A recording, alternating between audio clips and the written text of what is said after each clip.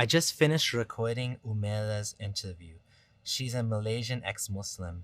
Her story is a beautiful journey that she's documented as growing up as a Malaysian Muslim woman. She talks about how it was in her family, her relationship with her dad, what it's like to be a woman, and a lot of other things, including the fear tactics being used in the culture, how women and men are treated differently, how daughters are treated differently. She talks about her sexual awakening. She talks about trying alcohol for the first time. She talks about misconceptions her father had about how hijabi girls are so pious and righteous and pure, and those who don't wear hijabis are sluts and whores. This was quite an outstanding interview, and so I give you Umaira.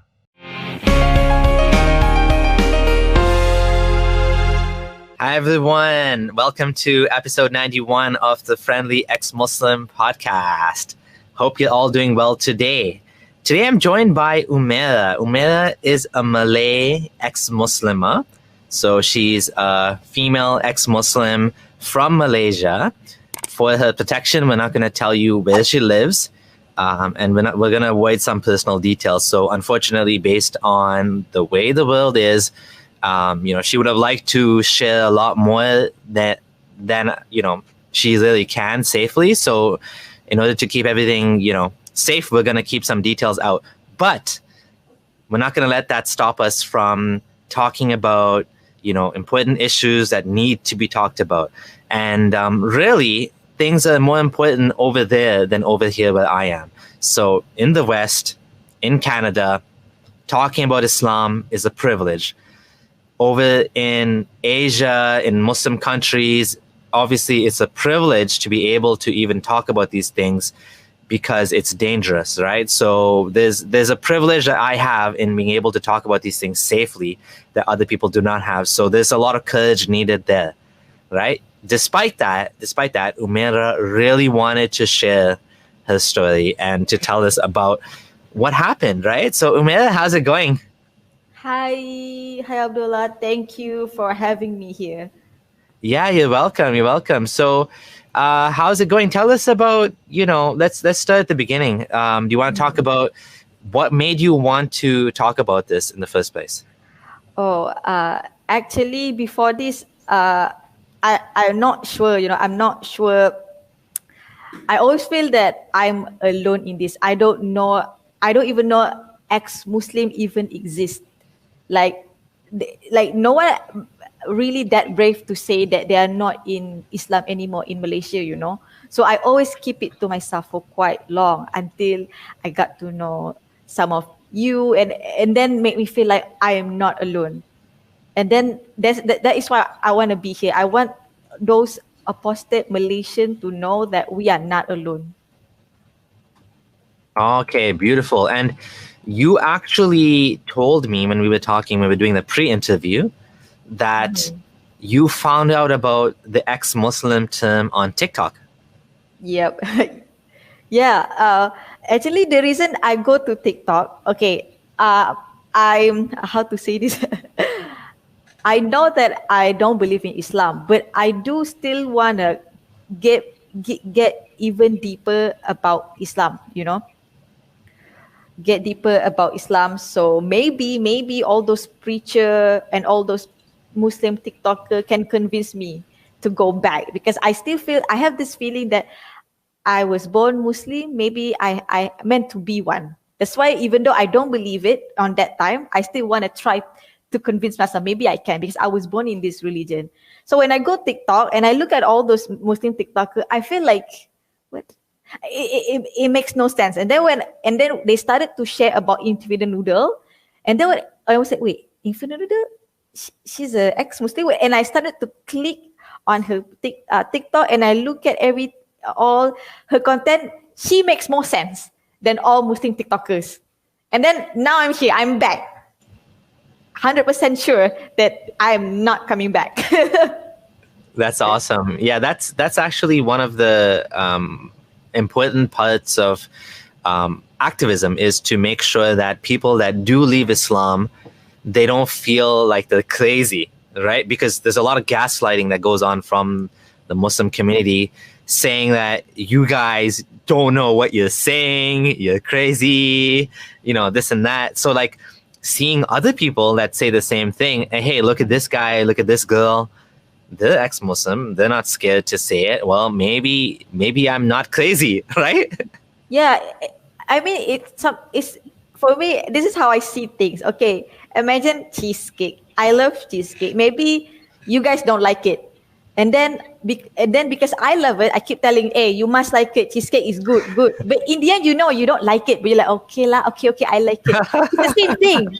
It's the same thing. Y'all think, oh, Islam is good, great. But inside, deeply inside me, I know it's not. You know, I don't want to lie to myself anymore. It's just like that. It's all about the feelings. I just want to genuinely believe. That's it. If I don't, then it's not enough. I don't care about people anymore. Oh yeah. So do you want to tell us a little bit about your family? So I actually grew up with 3 siblings. I got 2 brothers. And then and my dad, he's actually from a cult called Tabligh. Have you heard of Tabligh?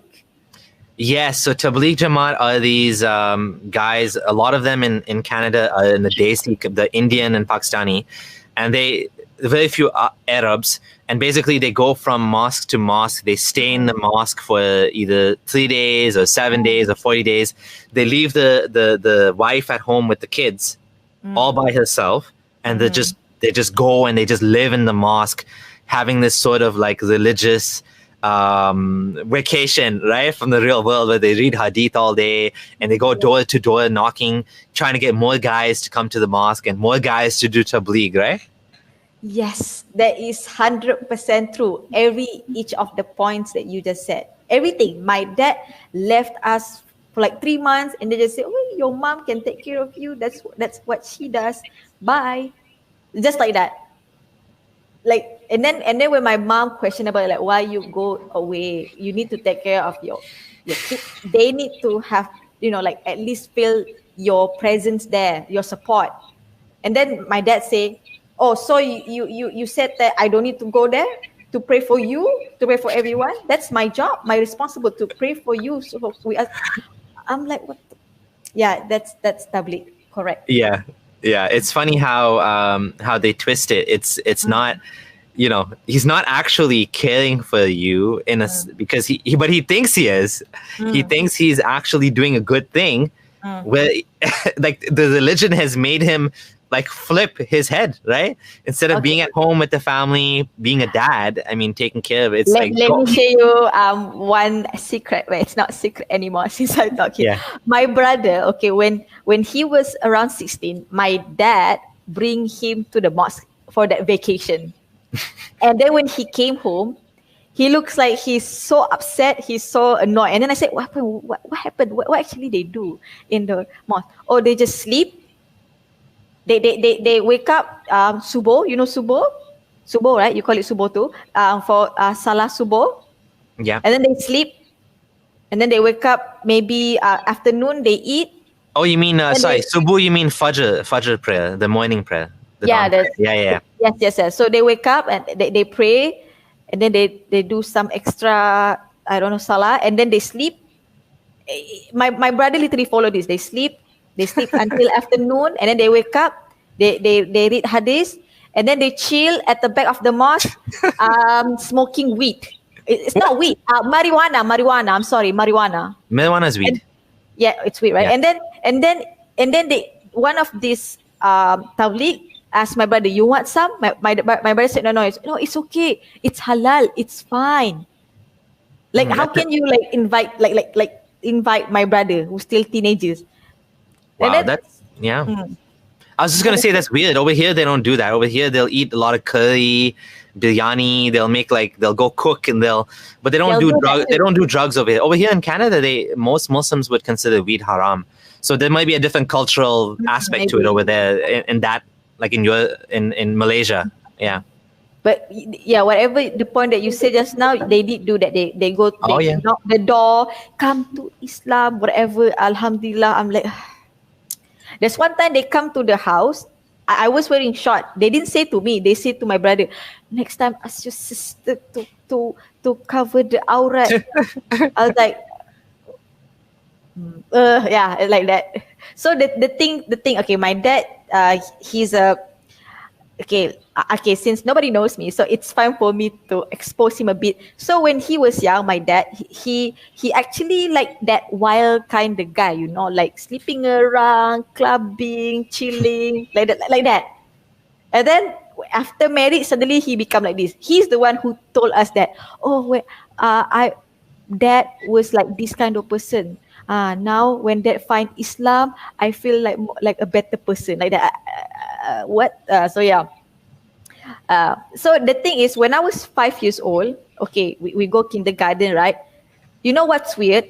My two brothers, my younger brothers and my big brother, go to the normal kindergarten school with, you know, like mixed gender. But I'm the only one who had to go to the Islamic kindergarten. I was like, Dad, why I need to go to Islamic one? Why I don't go? Because you woman, you need to learn how to behave around boys. You need to know to separate yourself with boys. And then you need to learn how to wear hijab. Can you imagine I need to wear that long hijab? And then the painful part is that Islamic kindergarten literally beside my brother's kindergarten. I can just look at them playing football happily, mixed genders, while I been punished because I sneak in playing football with the male guys. Yeah. The Islamic teacher punished me. They kind of like hit me with a ruler. Why you play football with the male? Huh? You want to marry him? I was so confused. I was in that moment. I asked a lot of questions like, why me? Why can't I just play without thinking married? Why you giving me pleasure? I'm five. I just want to play football. It's like, yeah, that's my 5 years old. At the age of 5, the hitting you for playing soccer with boys. I mean, that's crazy. Yeah, I hated that school. I told my dad I hate it, but he's like, it's good for you. You have to learn it someday. Yeah, it sucks. So and then I actually don't wear hijab just in that school, just to learn, you know. So, but in real life, I didn't wear hijab at all. And then when I was 9 years old, I'm getting older. I've been bullied in primary school because in that primary school, how to say? Actually, Malaysia majority is Muslim, which is the Malay one, and then the rest are Chinese, Indian, like that, right? So in my primary school, my public primary school, it was filled with Malay, majority Malay, I would say, and they all wear hijab. Actually, it's not mandatory. It's not compulsory to wear hijab, but they all wear. I'm the only one who didn't wear, and this one. Imagine we in the school, we're learning, and then suddenly I'm still learning. I'm sitting at my desk, and the teacher is in front, try to teach something, and then one of the male student stand up and raise his hand and said, "Teacher, why Umaira not wearing hijab? He wants to be the hell member. Ali neraka means a member from hell." Wow, like, that's just said it out loud. Oh my God. I was like 10 or 11, and then I look at I don't know how to react. I look at him, and then I thought that okay, maybe the teacher will say, "Hey, you cannot say that." You know what the teacher said? The teacher said, "Oh, Umaira, he's right. Why you want to go to hell?" Wow. Jeez. And I got bullied the whole year until I can't take it. And then next year, the next semester, I wear hijab. And I thought, okay, when I wear hijab, I never get bullied. And you know what? I maybe not get bullied because wearing hijab, but I got bullied by something else because I'm good at something. That's it. I was good at my something lah. Like I'm good at my education, very good. And then people start giving me all the letter. You think you so good. In the end, I still get bullied. And then it got me thinking, hijab or not hijab, I still get bullied. So fuck it. And then I stopped wearing hijab. For me, it's not about hijab anymore. I knew that time I wear hijab because I want to stop the bullying, not because of Yeah. God. Yeah. That's it. Wow. Yeah. Sorry to hear that. It sounds tough. Yeah. Yeah.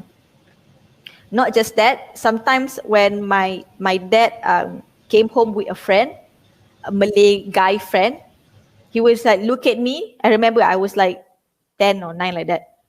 And then he asked my dad, yo, why your daughter don't cover the aurat? And then my dad said, oh, because she wants me to go to hell. Jesus, these people, they love applying the guilt. I know. They slap it on the guilt. They don't have good parenting skills. I mean, they should be like, I mean, even if they don't, they want you to wear hijab, there's a way to do it. I mean, there's a way to say lovingly, like, this is what we should do. But it seems like they don't have any sort of concept of like showing someone kindness. It's just guilt tactics, you know? Can I share you some photo? You know, when we were young, we always constantly how to say been feared. You know, they don't teach us to love Islam. They teach fear first. Can I show you some like image of one of the magazine, #1 magazine in Malaysia? I want to show you so bad. Okay. Okay, let's go. Share screen. Window, right? Okay, hold up. Yes. Yeah. Okay, can you see it? Hold up. Yep. Okay, so I'm gonna add it right now. Hold up. Okay. Yeah, we can see. Yeah. What is this? This is a tabligh photo. This is a tabligh photo. Okay. So this is an example of a tabligh jamaat, a group of guys having the little slumber party and pretending that they're doing good deeds, whereas actually. Okay, hold up. Okay, I want to go next. Let me know if you can see next photo. What is this? Okay, next. Can you see a photo? No. Of a high school? No, I don't see the photo yet. I'm still seeing the tabligh. Oh, really? What about now? Stop sharing and share again. Try that. I think you might have 2 windows open. Oh, okay. Let me. Okay. Stop sharing. Share again. Okay, hold up. Share screen. Go window. Okay, this time will work. Okay, how's now? Yep. I can see now. Yeah. So this is our high school uniform. Oh, okay. Okay. Okay. So wait. How to go next? I cannot go next. How? Why cannot go next? Last time when we tested it, it worked, right? Yeah. Now it doesn't want to work. Okay. One last time. Yeah. Let's go. Okay. What is this? Okay. I'm gonna open again. Okay. This is very interesting to share. Yeah, no, this is gonna make it more interesting for sure. Okay, there we go. I can see the magazine. Okay, this magazine. Okay, if yeah, this is magazine when I was in primary school, like that. In early 2000, this book is very famous in Malaysia. This book literally talk about Islam, but more about azab kubur. You know azab kubur? So the punishment in the grave.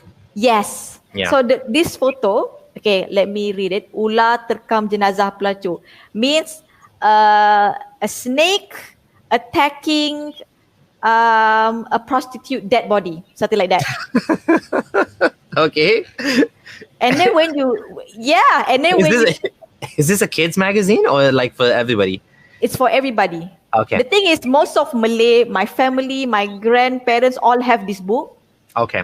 So sometimes when I see, I say, "What's this?" Oh, read, good for you. You read. So I read it.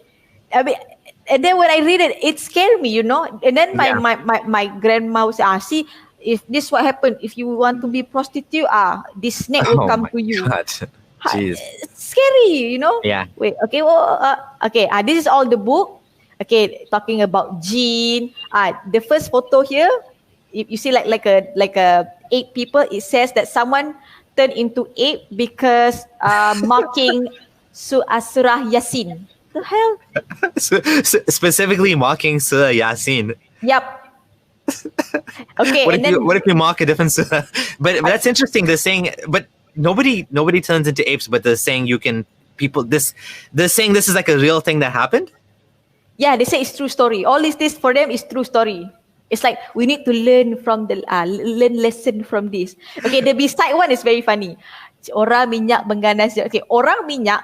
Okay, we Malay we believe. Okay, you know, vampire, right? Vampire is a human that have contact with devil, right? So and then they need to drink blood, right? So they can still keep living, right? Huh? Correct. Yeah. Okay, this guy, okay, this Malay guy, he made contract with devil, so he needs to rape a lot of virgins every night.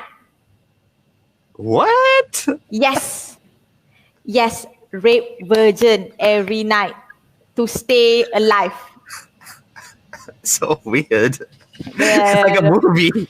I don't know that's Malay. And they're saying this is real. Like they're saying so. Yes. They're saying this guy, this Malay man, made a deal with the jinns, and the only way he can stay alive is by doing this. Yes, they even have make movie about it. It scared the shit out of me last time. Wow. So what are they trying to say? Like, what's the point of this? Don't make deals with jinns? Yep, something like that. Now you become this horrible black looking guy. Let's say black guy, like literally black guy, like black naked guy. Yeah, and then the beside one is talking about someone dream about her uncle. The down one, siap masjid tawar di heret kubur. I don't understand this one. The middle one is about flies cover up the dead body. Okay, and then the last one, very scary. Paku berceracak di kepala bosnya. Nails, as you can see the photo, right? There's a lot of nails in this woman face and head, saying that this is what happened if you're a hoe.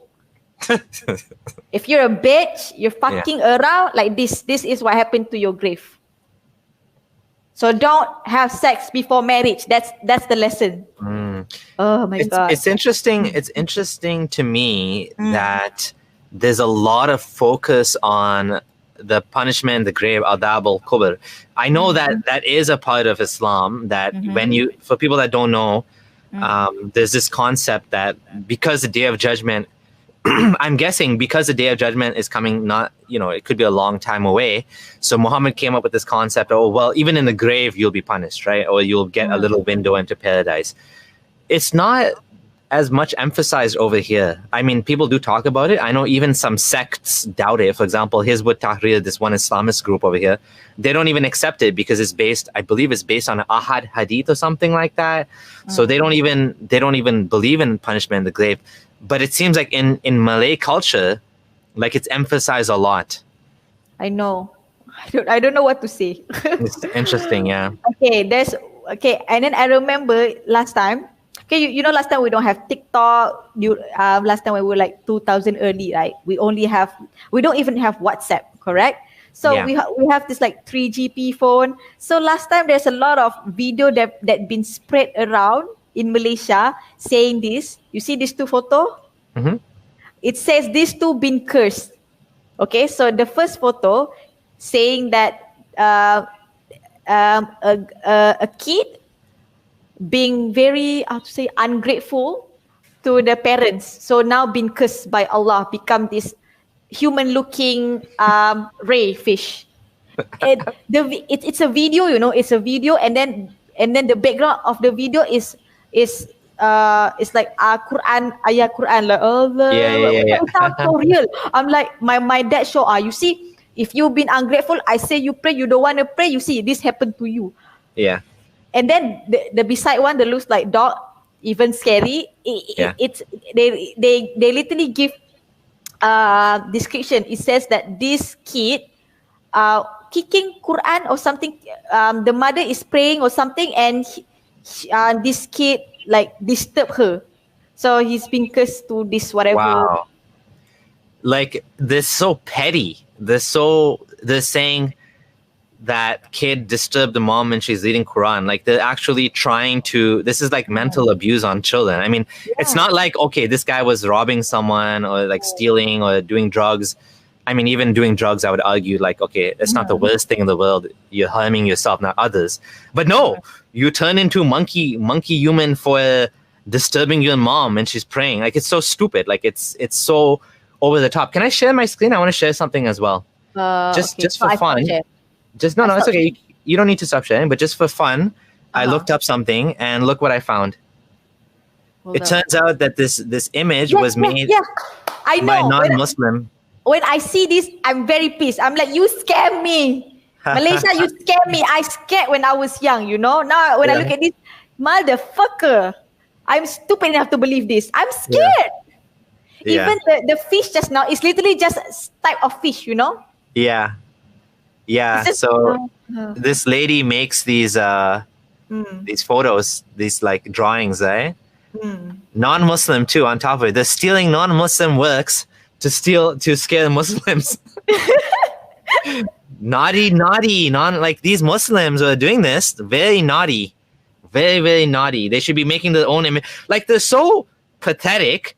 They can't even make their own scary drawings. They got to steal it from non-Muslim lady. And they're using that to try to scare Muslims into praying, not disturbing their moms when they're reading. Like it's so pathetic. It's truly pathetic. Like it's just like, you know what I mean? It's like there's no like here you have a lady that's doing something creative. She's adding to humanity's, art, the creativity. They're taking her creativity and they're using that to brainwash Muslims into being obedient, like basically slaves of God. Basically, like they can't even make up their own, little creatures. They're stealing someone else's. Like this is kind of like the example of when, like, for example, my son was telling me he saw how it's kind of funny. Al-Qaeda, one of these groups, they made their own self-driving cars. So they have like a little remote control and they have a little steering wheel. They attach it to a stick and they made a little thing, a self-driving car to blow up people. Like they're using, innovation. They're doing entrepreneurship to basically blow themselves up and to kill people rather than helping humanity, doing something creative. They're taking like something, or they're using, or the example of even any terrorist group using weapons made in Russia, weapons made in China. They're actually using technology, and it's not only Muslims that do this. I mean, obviously there's extremist all groups of all kinds, but they're using kafir technology to kill. Like it's just ridiculous. Like, you know what I mean? No, it's just sad. Yeah. So I'm gonna go back to your screen. So this is actually an example of like childhood indoctrination, brainwashing. This is why people find it so hard to leave religion because there's so many things they're told which are false. Fake news, right? So, can you see my screen again? Yes, but I still see the monkey and the fish. Okay. Okay, next one. Okay, when I go to high school, right? I still see the monkey fish. I can't see the... What? I think I need to stop sharing again. Yeah. Right? Yep. Stop sharing. Okay, let me go again. Share screen, window. Share. All right, can you see? Hello? Sorry, yep, I can see. Yeah, I muted my mic, my mistake, yep. Say to those who disbelieve, you will be overcome and gathered together to hell and wretch the resting place. So when I was in high school, so I was in a girls' school, So how to say, and then that girls' school actually don't have a lot of Muslim. I would say maybe 40%. The rest are Chinese and Indian. So that's where I'm a big culture shock. So I can socialize with non-Muslim and everything, right? And then when I socialize with them, before this I was awkward because in my entire life I only friends with Malay, But now when I'm friend with them, I get to know them, and it turns out they're not that bad. And then they're like, they're just human. Why we keep saying, oh, they kafir, like that, like, you know. But and then when I get to know they are better than all my Malay friends before, and they never bully me. In my entire, the one who bully me only Malay. No, Wow. yes. So when I get to know them, and it makes me feel like they are nice. You So know, okay. why do you think that is? Why didn't they bully you, and why did the Malays bully you? First, because they bully me because I'm different. I'm different because, like I told you, I don't wear hijab because I don't care. For them, you must wear. You must wear. It's compulsory in Islam, like that. Because I don't wear. So I don't know. I said that I don't want to wear. I'm still young. You need to wear now. We all wear. What's your excuse? It's like that. Like they just have problem with me because I'm being me. For me, Okay. now I think about it, they're just jealous because I like to be me and they can't because they have this cage around them, which is the Islamic cage that you know that makes them scared to fly away. I mean, that's how I feel. So I'm gonna stop here because I think this is very important to point this out. Being Muslim, whether you're a Muslim kid, you know, especially being a Muslim woman, but even a Muslim man, but less so than Muslim woman, you get all of these expectations put on you. And when someone wants to convert to Islam, they need to understand that, I mean, this is what I hear from Muslim converts too. Muslim, I've heard, actually, that's why I'm saying Muslim men too. Like, for example, one Muslim convert mentioned, they told him, actually, this guy emailed me and he said that they told me I have to be circumcised. I have to quit my job. True. They have to, right? I mean, that's what. Well, technically, circumcision is it's not wajib. It's optional. It's sunnah, but like it's expected on everybody, right? So all men True. and even some women apparently. He's expected to stop playing music or listening to music. You know, if you work at a bank, you have to quit your job. You can't have a mortgage. Like, there's so many expectations put on you. If a Muslim woman, you're a convert, you can't dress this way. You have to, you know, wear hijab properly, not just wear hijab. And if you have tattoos, you got to cover them up. Like, there's so much expectations put on you that it's just like, well, you know, you come for the spirituality, but then you get all this nonsense. It's just It's supposed to be for us and God, and now suddenly become for us, for the community, for the people. It's like it's too much. Yes. Yeah. So continue about. So you were telling us about this. Can you see the photo? Yeah, those who disbelieve. Yeah.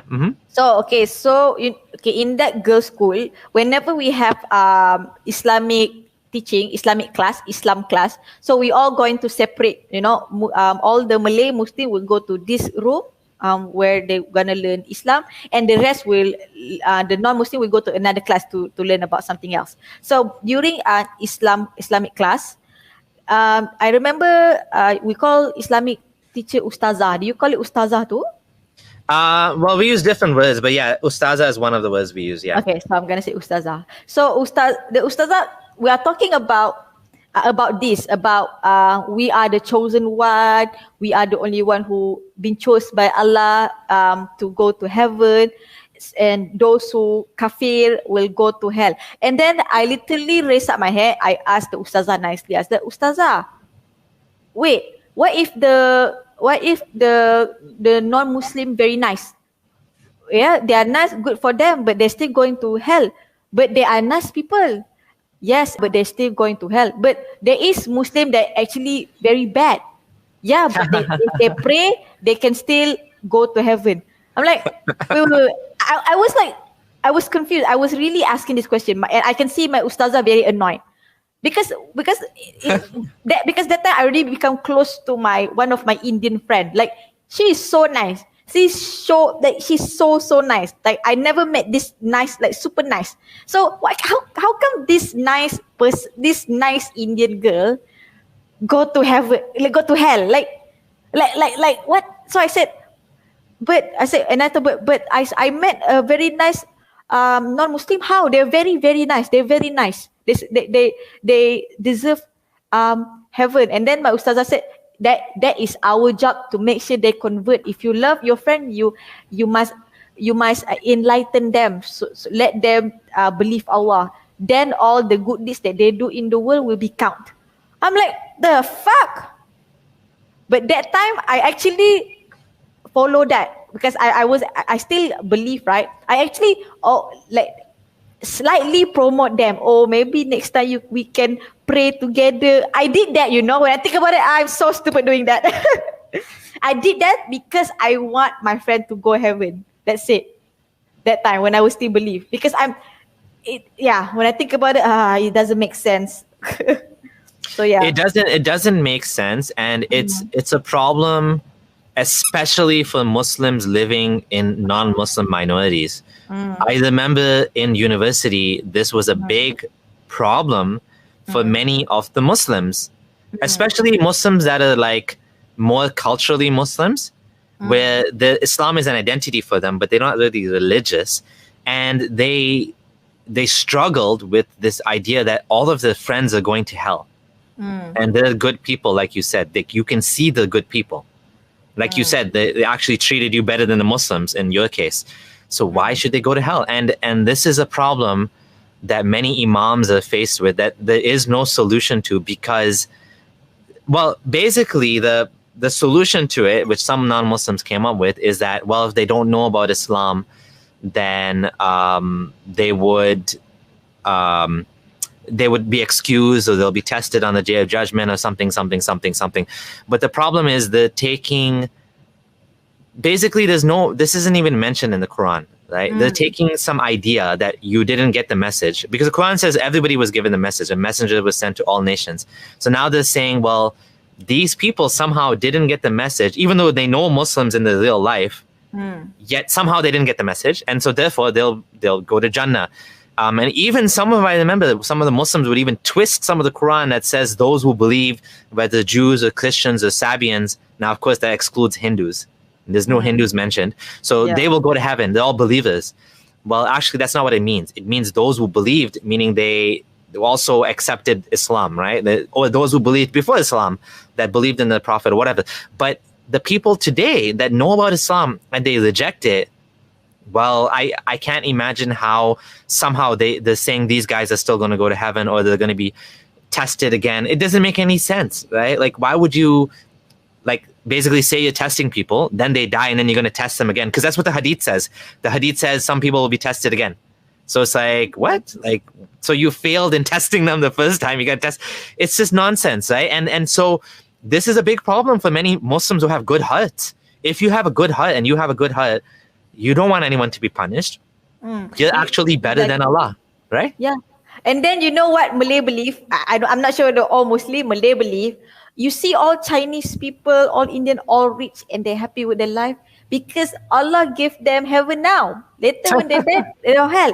You see most Malay, they're not rich, and then they always have a lot of what is it, like struggle, because Allah loves us. I'm like, what? Because it's hell for us now. So we need to always sabar, patient, always pray, remember Allah. When after judgment day, we'll get the heaven. I'm like, what kind of logic is that? And I said, okay, what if there's a rich Muslim? Oh, they rich mean they have other struggle. Means they rich, Allah want to see whether they pay zakat or they help people with the money. I'm like, well, there's so many excuses, you know. I'm like, it's just not non-logical anymore. It's unfalsifiable. It's one of those heads I win, tails you lose sort of thing, right? Okay. Can I share photo again? Wait, hold up. Okay, let me know if you see this. Okay, the thing about Malaysia is people don't know. We have one of our country have a very high case of rapes and dumping babies, newborn babies in public. Can you zoom in a bit? Okay, can. Okay, so this is around my time when early 2000, Melayu paling ramai jadi masa. Means Malay is the most victim are Malays. So it says most of the rape victims are Malay, and this is the 9 rapists, and most of them are Malays. It's like I realized that when there's news, everything is about Malay, even dumping babies. I show you photo. Wait, can I go next? Wait, hold on. Okay. Can you see? Yep, I Okay, can see. Yeah. rogol anak kandung. This guy, this Malay guy wearing kopiah, he raped his own daughter, and the daughter is only 10 years old. Okay, so what are you saying about this? I'm saying that during even until now, and from my time until now, there's always a rape case, and it's more from Malay, not Mhm. from Chinese or Indian. We're Uh, uh, supposed to be the best religion. oh, Why okay. most of people like this? It got me thinking. Even this one, okay, Yeah. baby dumping in Malaysia, means some teenagers they had sex or somewhere, and then when they pregnant, and then they don't want the parents to find out. They give birth themselves, and then they just dump all these newborn babies in public. Oh, wow. This case really high during my high school time. Even our school always have campaign about don't have sex before marriage, don't drug or whatever like that. It's more emphasized about don't have sex before marriage or else this happen. But it got me thinking, why only Malay? Because Mm. Chinese don't care about sex before marriage. Why they don't have? Oh. It got me thinking. Why only Malay have dumping problem? Okay. You see baby dumping on the rise. It's very, even someone actually dump baby around mosque. Wow, geez, yeah. So this But, is caused because of the culture of purity, of no, you can't have sex before marriage. All of this is leading to these social problems. That's what you're saying, right? yeah. Even last time in high school, okay, imagine, okay, like I told you, how to say, I actually from the girls' school, I moved to public school because I moved house, and then when I go public school, that school, I have to wear hijab. It's compulsory. There's nothing I can do, so I wear. When I go there, most of the I would say 100%, 80% Muslim student, they like, when there's no teacher, they're kissing at the back. They go to the stairs, kissing or do something like that. And for me, it's a culture shock for me, because when I was 14, my head only thinking about study, just school. When I see all this, especially the one who did this Malay, I'm very shocked. And this school is very, I would say, very religious. Every time, do you call it Zuhur? Super. Praise Zuhur? Zuhur, is it? The Zuhr, yeah, Dhuhr, yeah. Mhm. Zohor. Okay. So by the time when there's prayer Zohor, we all need to go. The teacher will gather us. We're going to the mosque around our school, and we need to pray. Like it's that a religious school. Oh, yeah. Okay. Yep. Mhm. So it's very strict. Sometimes for a woman, right? If I say, oh, I cannot, I'm on my period, the ustazah will literally put her hand on our to check whether we have tampon or not. Wow. Can you see the photo? Yep. Mhm. Yep. So They make you prove that you're on your period? yep. Or else, yeah. So yeah, exactly. So for in my case, every time when there's Zoho, and then when the teacher tried to control us to bring us, to the mosque, I actually sneak in and then run to the bathroom so many times. Yeah. And then I got caught, and then the teacher said, "Why you go to the bathroom?" I said, "I want to clean myself." Why I Yeah. never see you pray? Because I Yeah. don't want to pray. Yeah. You know what? If you don't want to pray, I don't care about you no more. You do whatever you want. It's between you. What he says? She says something about you get your part during Judgment Day. I'm like, what? Oh my Yeah. God. More guilt trips and threats. Yeah. I'm actually. I was surprised that time. I'm actually not guilty, because for me, I want to pray, but I want to pray when I want to pray. I want to pray because I feel like I love Allah. I want to pray, not because you ask me. Because if I go that time, I know I'm praying because of they ask me to, not because I want to pray. I really hate Yes. that. Yeah. For them, right? They said if we force us, sooner or later we feel that it's normal for us, and then we start praying. What kind of logic is that? Yeah. I can't. I told my mom, I don't like when someone force me pray. I love to pray. Let me love myself. Let me try to love it. Like Yeah. so yeah, like that lah. So I really hate it. Okay. Anything you want to ask before I move on? No, so how do they ask you to prove it? I didn't really get that. Like, how do you prove you're on your period? They want to see your blood or something? Like, it's crazy. they like, I would say this is considered harassment. They literally, like, how do you say it? Rub put the ustazah put her hand at my vagina area, and then like try to press it, feel whether there's tampon or not. You get what I'm saying? Wow. Like that. That is crazy. Yep. That is insane. Yes. So right now, a lot of students, mention about it and then make a report about it. Now only they take it serious. Before my time, they think, oh, that is normal. That's what you get because you lie. Wow. Seriously. So Right now they cannot do that anymore because there's a lot of students feel uncomfortable you doing that. Yeah, they're lying. They don't want to go to, to go to pray. But you have no right to put your hand and shove to my vagina to check that. Yeah. That's scary. Yeah. That's crazy. Yeah. The ustazah literally said that she's doing her job to make sure we pray. Like she basically think that she's doing her job. Like there's nothing wrong with that. Oh my God. I'm like, ayo. That's nuts. Yeah. And then again, when I was in that school, I got bullied because again, I was different. There they all want to have boyfriends, girlfriend. I'm not sure whether this is normal in your high school time. It's like having boyfriends and girlfriend is something they want to proud of, something like a trend in the school. Because I don't have one. And then when I start being friend with boys, and then all the female students think I want to take their boyfriend.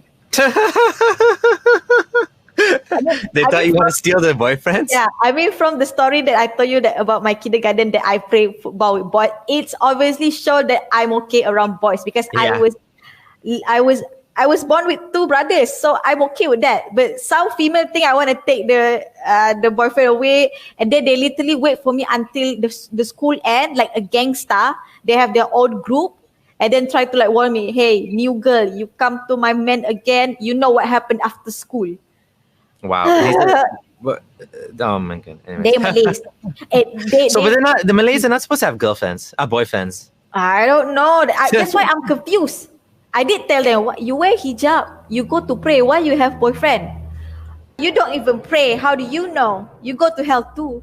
Like, that's it. That's how they counter me back. Just saying I'm not pray. That's it.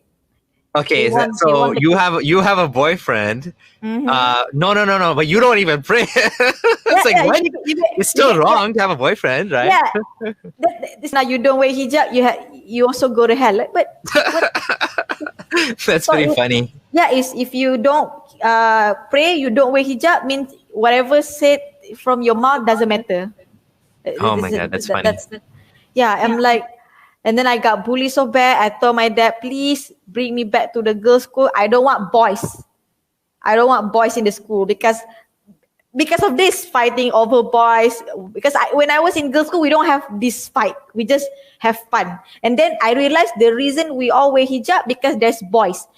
So, and then I would say the teacher is a bit like misogynist. Most of the activities, like they prioritize boys' activity. I got bored. When I was in girls' school, there's so many things I can do, I can go gymnastic, gymnastic, we have to wear short and everything, right? They don't have that. So I need to go back to the old school. And then when I go, it's like heaven. So yeah. Yeah, that sucks that in that culture that they prioritize boys over girls. That's unfortunately. Yeah, it's true. Like, there's nothing we can do. Even we want to, like, yeah, even we want to go jogging or we want to have sport in the school, we still need to wear hijab. I'm like, are you kidding? It's hot. When I say it's hot, hell is more hot, and they said that to me. I'm like, I hate it.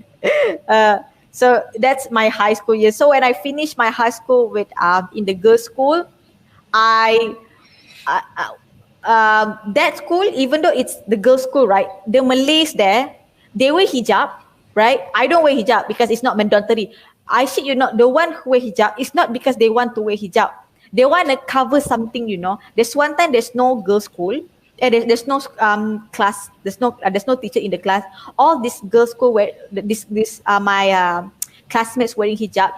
They at the back of the class talking, and I was like, hey, what are you guys talking about? Oh, we're talking about sex.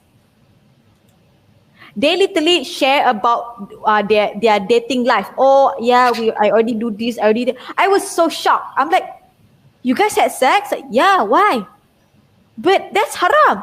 You're so old school. I'm like, what the fuck? Can you imagine? I don't wear hijab, and my Islamic religion, my Islam, you know, education is C. So I'm like, yeah, and then they're like, yeah, they wear hijab and everything, and then they open their hijab. I can see, what you call that, the mark, the love bite. Which one? Is it the love bite? Oh, you're talking about on the necks? Yeah, on the neck The one. kisses. Yeah. The So they wear hickeys. Yes, they wear hijab to cover that. That's funny. And then they proudly say, oh, I already lost my virginity. And then they say, when is your when is your turn, Umaira? I was like, huh? I was so confused. So it got me thinking, if all the Malay teenagers like this, no wonder there's so many dumping babies. Oh my God. That you know what this is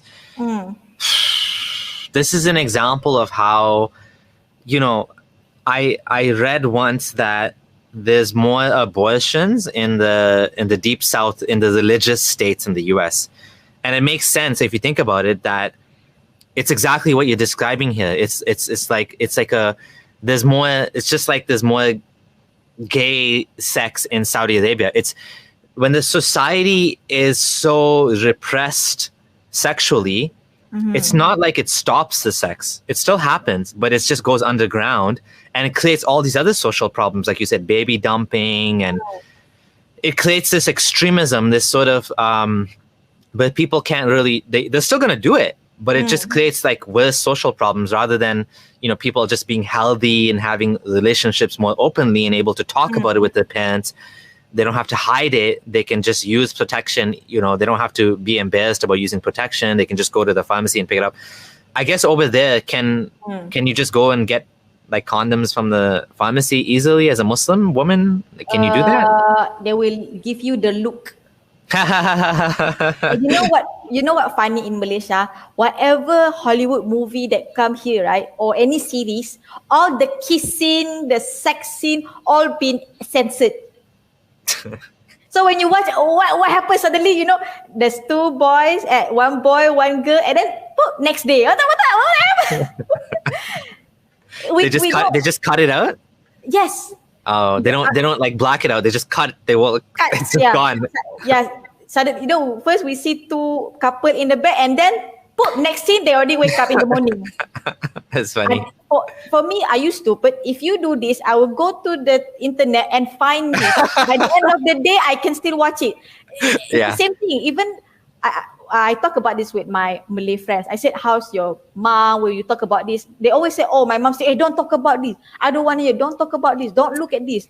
But I very grateful that my mom, when there's a Hollywood movie like that, and I say, Ma, why go next scene, Ma? What happened to the scene? My mom will explain, oh, actually they're kissing, kissing because they're couple, like that. So I'm so happy that my mom very open about it. So I don't need to I don't need to secretly doing this, secretly watching porn or whatever. I shit you not, all those Malay friends, my Malay friend, they have DVD of Malay porn. And And I was surprised. And then they said, why you watch this?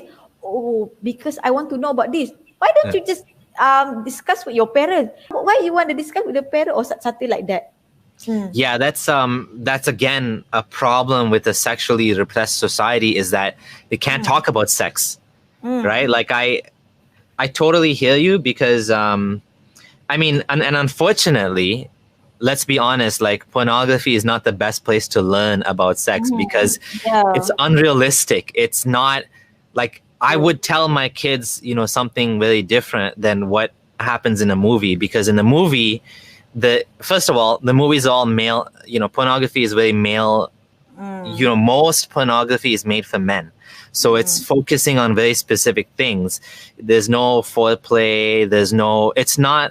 It's not meant to teach you about sex, which is, and if the society doesn't want to talk about sex, so is there sex education in school over there?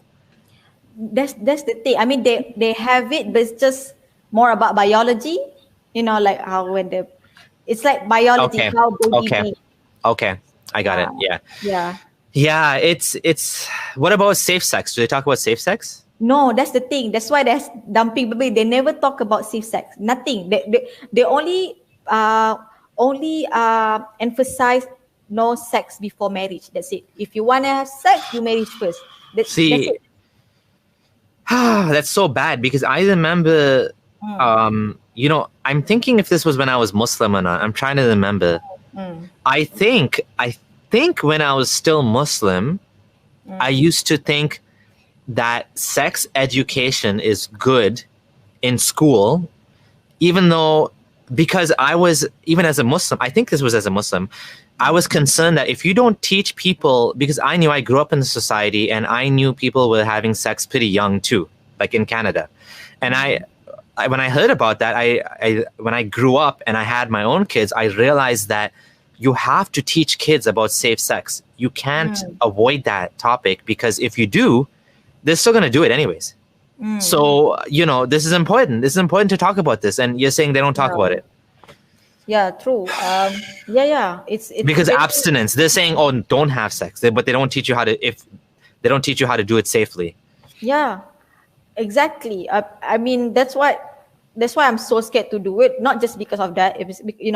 If people find out that you did it, or you're pregnant before marriage, it's like you make your family very, you know, like how to say, like a bad name, something like that. Okay, yeah. One of my neighbors, last time, she wear hijab, but suddenly there's a rumor saying that she pregnant before marriage, something like that. And yeah, I found out about this. And then I remember my dad was like, okay, I already like teenager, right? Or 70 like that. I still don't wear hijab. My dad very, very mad at me and said, why you don't wear hijab? You see your neighbor wear hijab, very nice, very pleasing the eye, or something like that, like look very we call Muslimah. Why you don't wear? And then I said, Dad, she literally pregnant before marriage. Like she did it. She's not that nice. Your dad, hold on, let's just like stop here. This is so interesting. Your dad is telling you, you know, daughter, why aren't you like the nice girl down the street? She wears her hijab so nicely. And you're like, Dad, she's having sex. Yeah. So already. She had sex already, Dad.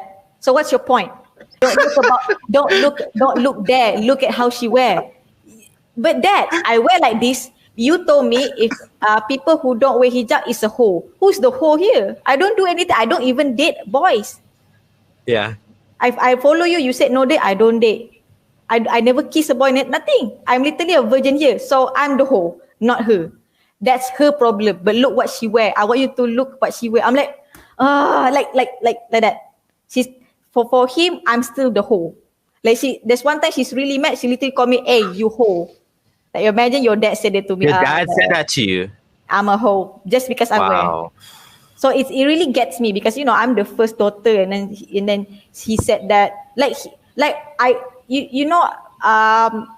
okay, let's talk about when I'm already like 20 plus, I start dating, right? I don't date Malays because like I told you, I'm different. I don't like people say it. When you date Malay, they will ask you on text, "Have you prayed yet? Have you this yet?" And I'm just be honest. Oh no, I did not. Why you don't pray? Because I don't feel it. I pray when I feel.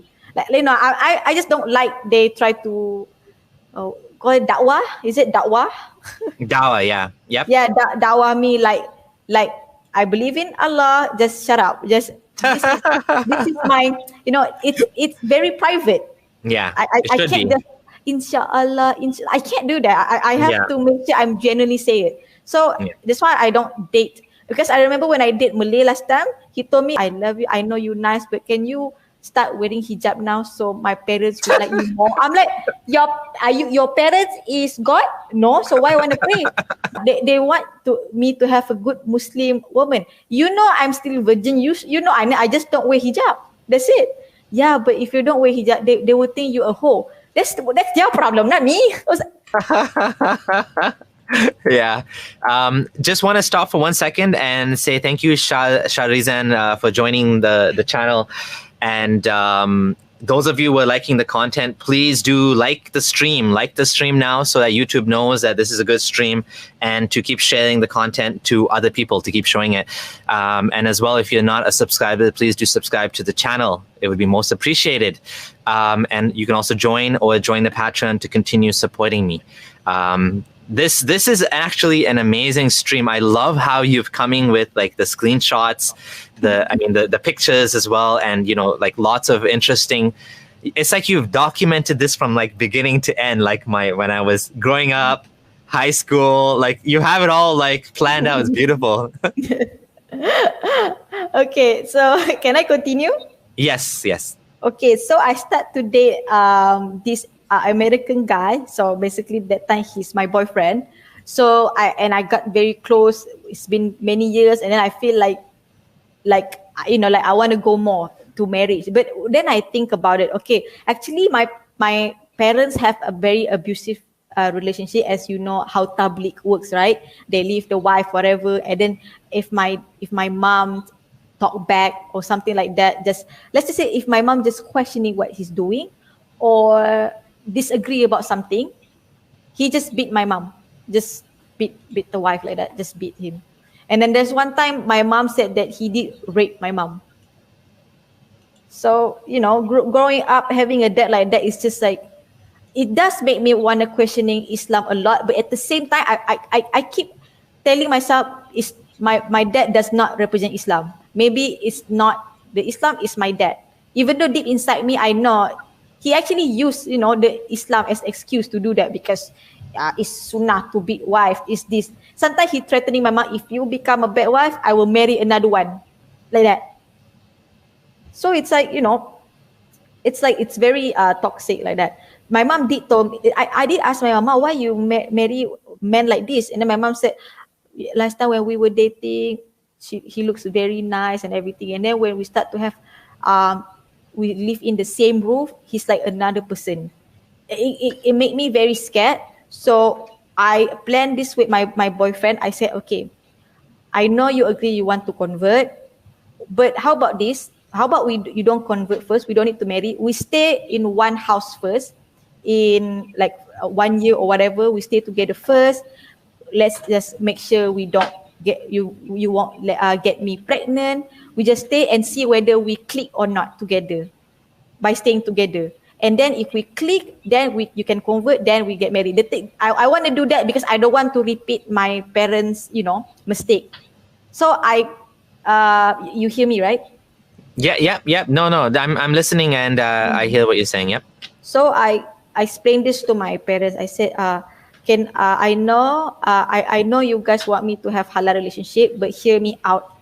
Can I stay together with him? I swear to God, I have no problem, swear to Allah, to you guys, that I won't do those things.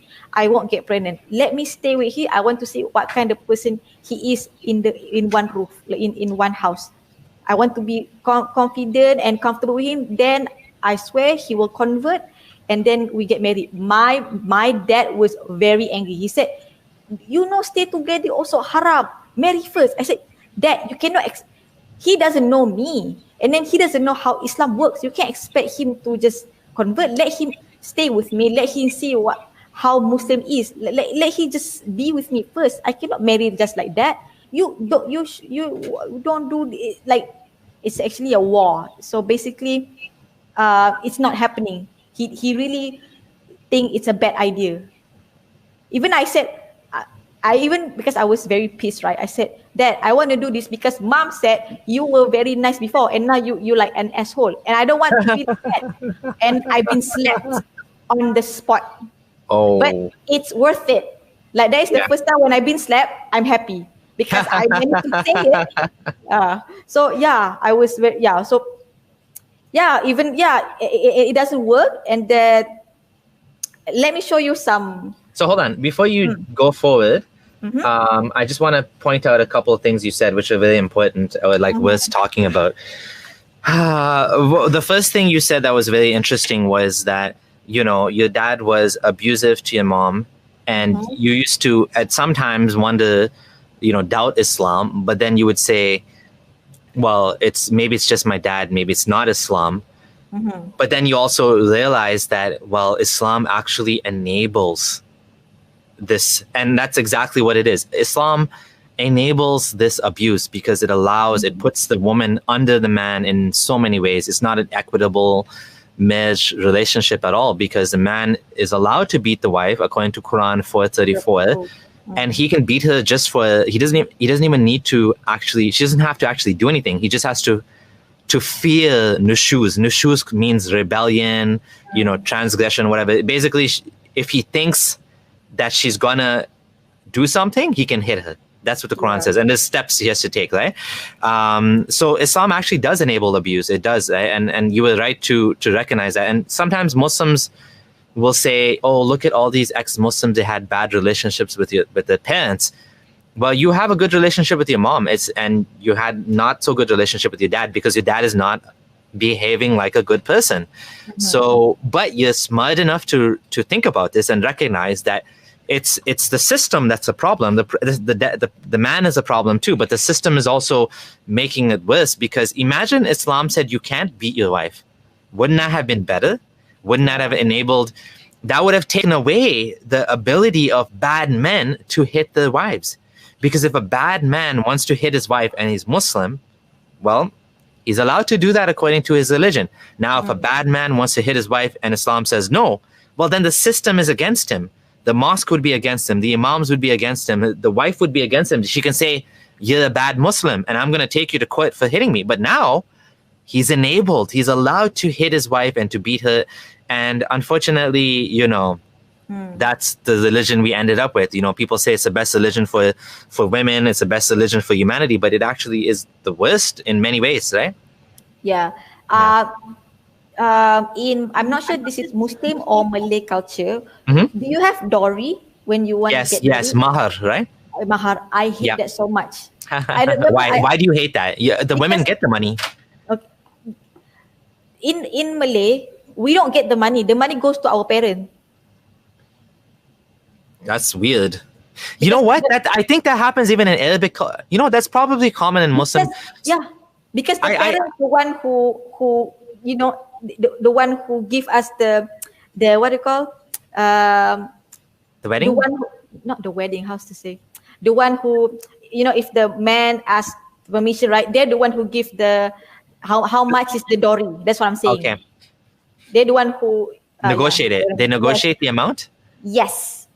Yeah, but so this is the craziest thing to me. So when I wasn't born as a Sunni Muslim, I became Sunni Muslim. So as an Ismaili, there's no mahar. You just get married, unless I don't know about it. But like you just get married according to local traditions. So like you don't give money to the wife, okay? But like when I became Sunni Muslim, I learned, okay, I need to give my wife a mahar. I need to give her a gift. It wasn't for her family. Well, in her case, her family's not Muslim, so they weren't involved in this anyways. But like when I hear that, you know, it's changed in this way that the family, like many Arab women and like moms and dads will expect like a house and jewelry and this and that, and they take it. I'm like, this is like so strange. Like they've taken away what the wife is supposed to get, and they're taking it now. And so in Malay culture, it's also like that. Yep. You Okay. want to know why I don't like? Okay, imagine. Last time, how to say? I did tell my mom that I'm going to marry with the American guy, and then my mom Yeah. said, okay, then your dowry is around 30,000. I'm like, huh? Why so expensive? Because you're still virgin and you nice. You can work. And then he's American. Of course he can afford. I'm like, that's not the point. I don't want dowry. You must. It's in Islam. I don't want. If you, this is how I explain to my parents. If you do that, he will feel that okay. You know when you buy a car, okay, this car is 30,000. This is how I feel. Okay, this Yeah. car 30,000, so I must pay this car. Okay, I pay. So when I pay this car, this is my car. So whenever if the seller say, oh, can I have my car VCB? No, I pay full price 30. So I get to say whether she can come back to you or not. That's how I feel. I think this is how male think. Or example, I paid 30,000 and then I found out this female is not virgin. I paid 30,000, you're not virgin, waste my money, and then I feel like I want to abuse this girl because like, you get what I mean? Yeah, it's commodifying you. It's making you into a commodity, right? Yeah, it makes you feel like you're buying something, and then when you're not satisfied with it, you just want to abuse whatever you just buy. Stupid, I pay you. It's like that, and then that's why I understand why last time my mom don't always visit her side, like her family side. Why? Because my dad say, oh, you need to follow me because after married, you need to listen to me. I think they have this kind of mindset because they feel like they're paying you. That's how I feel.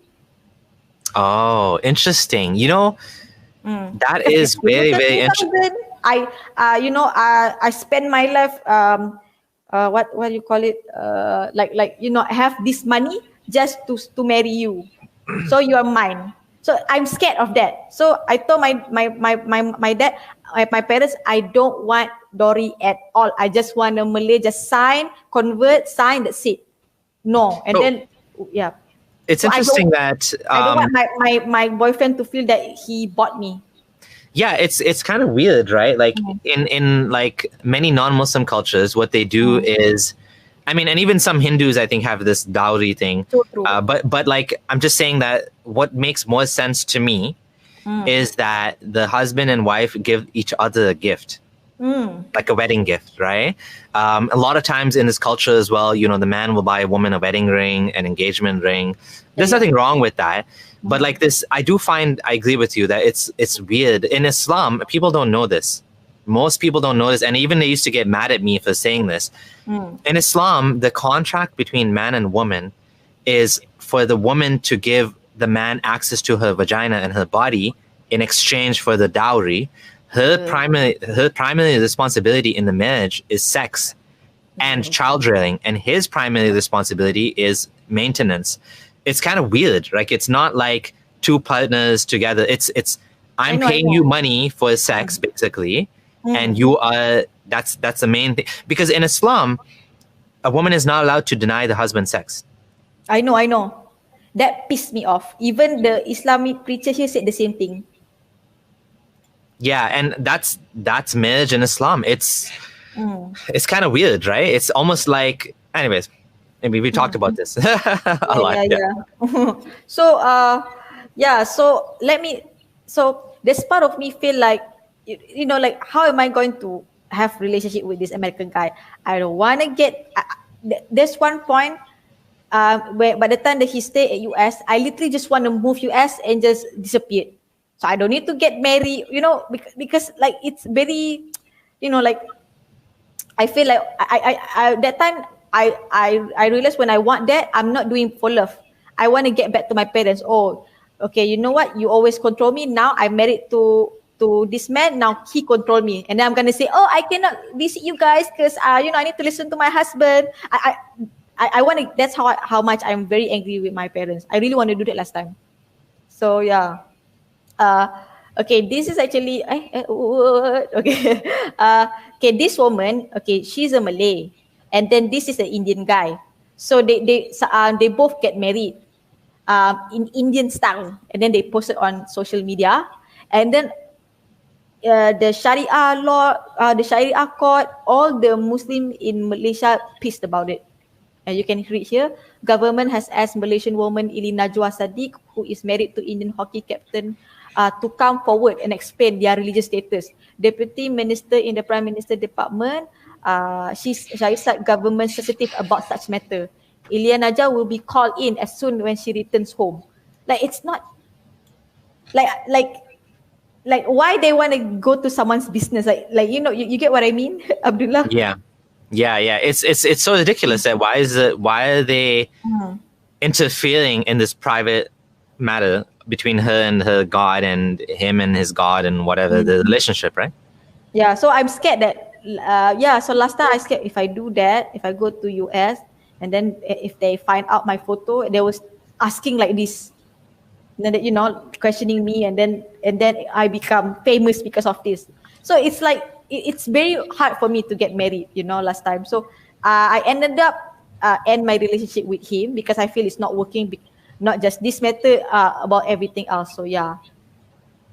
Oh my God. So let me see what I want to recharge your iman. Okay. So I want to share something a little bit funny. So I don't know whether you also believe this or your culture. We believe if we have low iman, we can easily do all the haram stuff. Like, I don't know, zina. You know zina, right? You call it zina, adultery or fornication. Yeah, adultery, everything, all the stuff. I remember my ustazah said, no matter how high or low your iman is, if you stay one room with non-mahram, you will definitely 100% confirm will have sex, because the shaitan will take over your body and your desire will go up, your iman go down, you will definitely do and then lose your virginity. 100% confirm.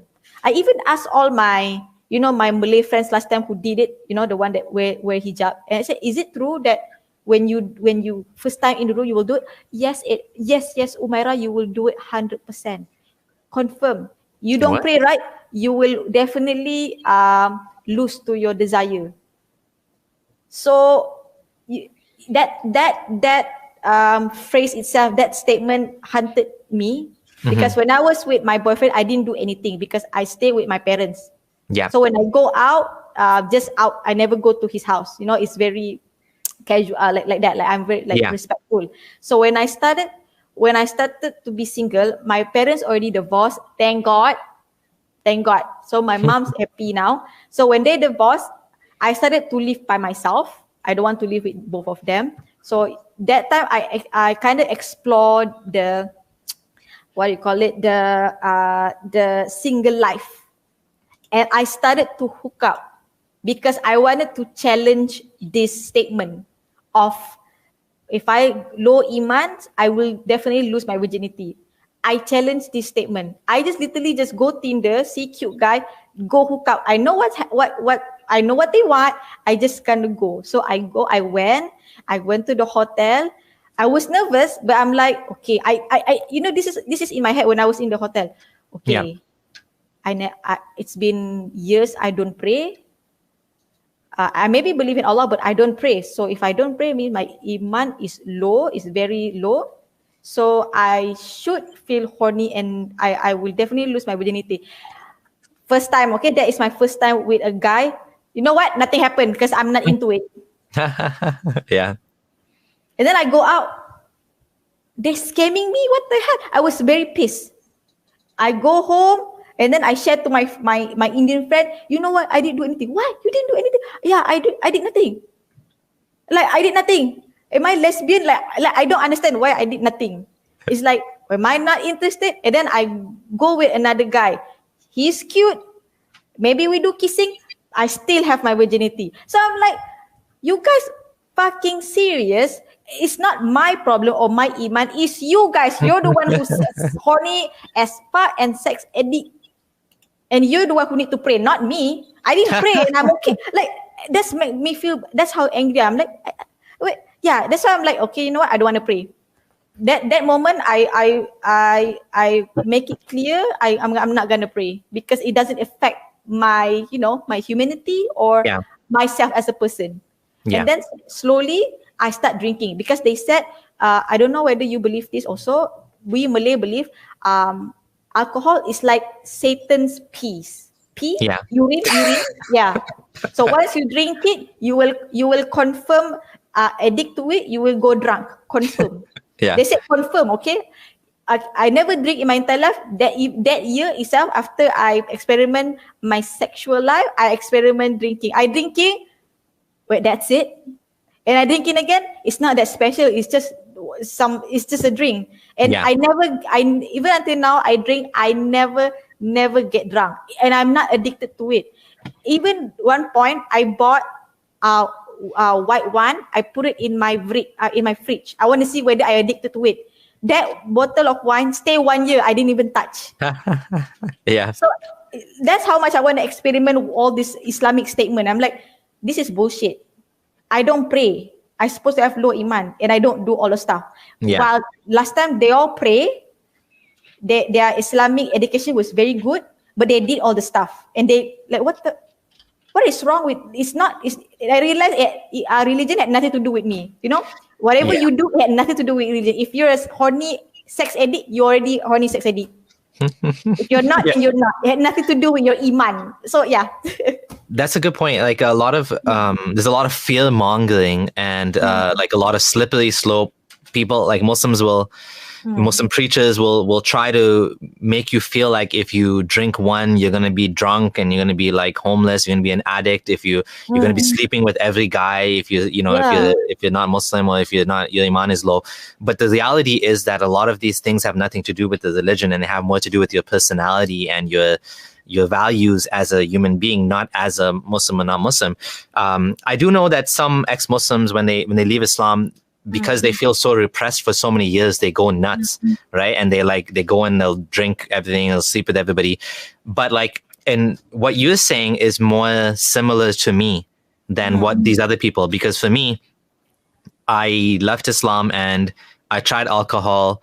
I have probably like 3 beers or 4 beers a week. So not that much. I don't really like wine too much, to be honest. And so it's very little. Like I had 1 beer last night. Like I just don't, I never ever got drunk either. So yeah, I'm like, I think a lot of it is personality, right? There are people who have addictive personalities and there's people that if they drink, I've seen this as well. I know another ex-Muslim that left Islam and got totally drunk. Totally, like never drank beer or wine or anything for like 15 years or 20 years, and then totally went overboard, like passed out, vomiting, everything, right? So some people don't have the right personality to really manage. And I think again, it comes down to the problem of if you don't learn how to manage these things properly, and you just stay away from it, then if you're able to do it now, suddenly you never had self-control in the first place. You never learned to be moderate. You never learned, that when you drink, you should also have water. You should take a break. You should count how many drinks you're having. There's certain things that you learn, right, as you grow up when you're exposed to alcohol. If you're never exposed to alcohol and you don't know these things, you don't know, like as a woman, you should always cover your drink. You should make sure you see the person pour it. Like, these type of common sense things that you learn, maybe you never learned that. And so when you start doing these things, you just lose it. Right? There's people like that too, right? So there's some people that are like more, I think, balanced in life, and you're one of them. And there's other people that lose it too. So I guess there's both examples. Yeah. For me, my belief right now, I believe that, okay, I was born in this world and I got this, for me, I am a soul and I'm in this beautiful body. I have I'm not retarded or anything. I have 2 legs and two arms. And I think my job is to take care of it, to take care of my body, So you get what I mean? Yes, exactly. Yeah. Take care of my body. So it had nothing to do with Islam. So for me, even though right now I'm not a Muslim anymore, I drink, like responsibly, because I know that alcohol is not good for our body. That's it. Exactly. Alcohol is just Yeah. another drink that is just like Coke. If you drink Yeah. too much, it's not good for you. Just drink a bit. That's it. Yeah. But Well, I would say alcohol is much worse than Coke, and there are confirmed social problems caused by alcohol. So True. alcohol is definitely something that we have to be really careful with, more so than like soft drinks, because alcohol does tend to block your long-term thinking. True. So it has benefits, social benefits, in terms of like, letting loose and enjoying yourself and having fun. And that's a real benefit, and even like takes away stress and stuff like that. But in terms of health benefits, it's cancer causing, confirmed. Even one drink a day can increase the chance of getting cancer. So people, I don't make any excuses for alcohol when it comes to health risks. I know some people say, oh, a glass of wine is good for you, but overall, I don't think that's the case. I think there's more harm in alcohol from a health perspective than benefit. But at the end of the day, it's your choice, I think. As long as you're not hurting anybody else, if you want to get sick from alcohol, that's your own problem, and you should be able to decide that. That's what I think. You know what's funny in Malay? Most Malay that I met here, the one who the one who had double life, the one who looks nice in front of the parents, but behind their parents they're drinking. They're the one who drinking like crazy, like crazy drink, and then they smoke and everything. And and nobody hates them because they still go home, they pray, and people hate me because I'm just confused, Because you're honest about it, and they're living double lives, so they're basically hypocrites, right? Yeah, they say, this kind of people have the audacity to say to my face, oh my god, why you don't believe in Islam, like that. Like that. Like I asked my friend, how to say, like, don't you feel like you're hypocrite having two life? I asked my friend, okay, her name is Ena, like, don't you feel like, is it weird to have two life, Ena, like that? And then she said that, Umaira, this is the way. Like, this is the only way I can go to club. They okay having this double life. Like, I don't understand. Because from their perspective, it's unfortunately, they know they're doing wrong. So they're thinking, okay, I do it double life now, and then when I get married, I forgot about it, I become good Muslim. The thing is, it's unfortunate that that's the society does that to them. They don't know how to. They don't want to face the cost of being open about who they are, right? Yeah, but the thing is, they know whatever they're doing is wrong. So they means they know alcohol is wrong, everything is wrong. They say, I know it's wrong, but I'm still young, I'm gonna do it anyway. When I get married, I will, what you say, taubat? Is it taubat? Taubat, ask for forgiveness, most of my friends now, the one who did all those stuff, who party hard, now they're the one who wear hijab and then have normal life. And then every time in social media, oh, alhamdulillah. Like, bitch, I know you before this. I want to puke. Yeah. And then I'm still the same. I'm the same person. And then they started, where you want to get married, where you want to wear hijab, when you want to this, when you want to that. Oh my God. You get what I mean? Me and you, we have similar personalities. We're very open. We like to be ourselves. We don't like to be fake. We don't like to hide who we are. We just want to be I left Islam and I told everybody. Unfortunately, your situation is more difficult. You can't become open, safely. So that's the shitty thing about it. But in my case, it was just I have no risk, so I did it. Okay, and then after that, when I explored this single life, and then I realized that this hookup thing is not for me. That is literally already said that. It's like, I how to say, I proved that statement wrong. and then now I'm like, okay, now what do I want with my life? And then I start dating again, and then I date with this Arab guy, and I really like him, and then we date, and then and then we become girlfriend boyfriend, and then slowly, I thought he's like me, as in like not religious Muslim. Then the more I know him, he slowly opened up, said that he's actually apostate. I was shocked. I was shocked.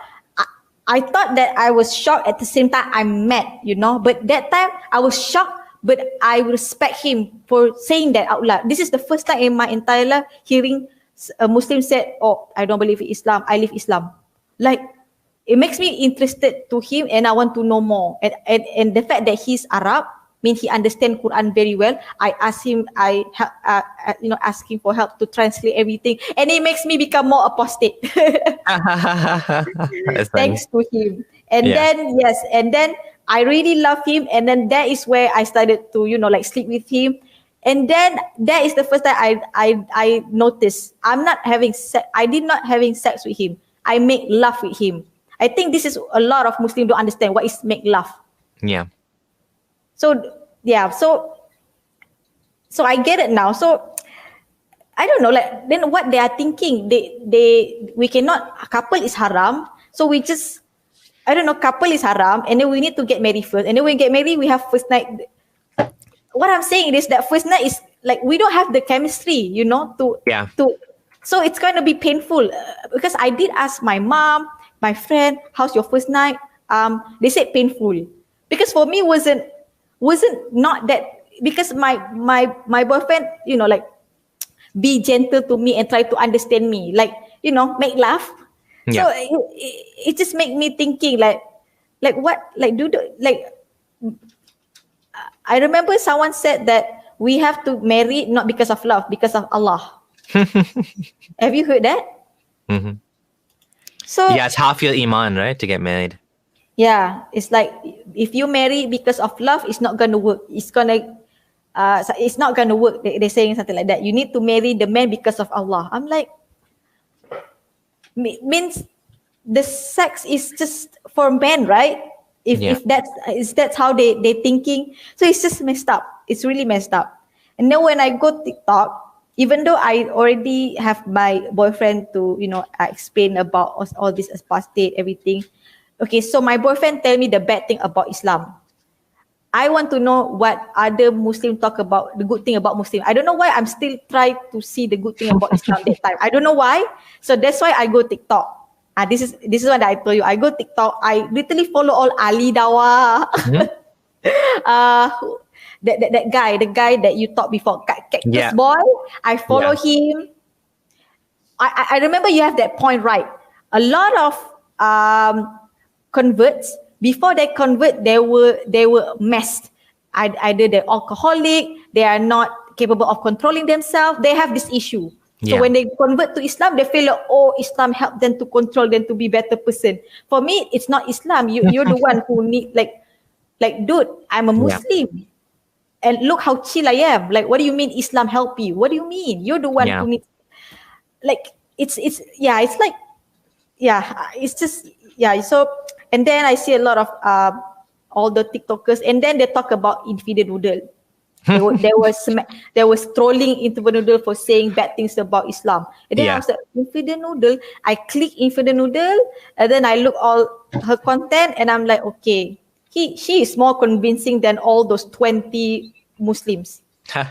Whatever she talk about, I read back in hadith, I read back in Quran.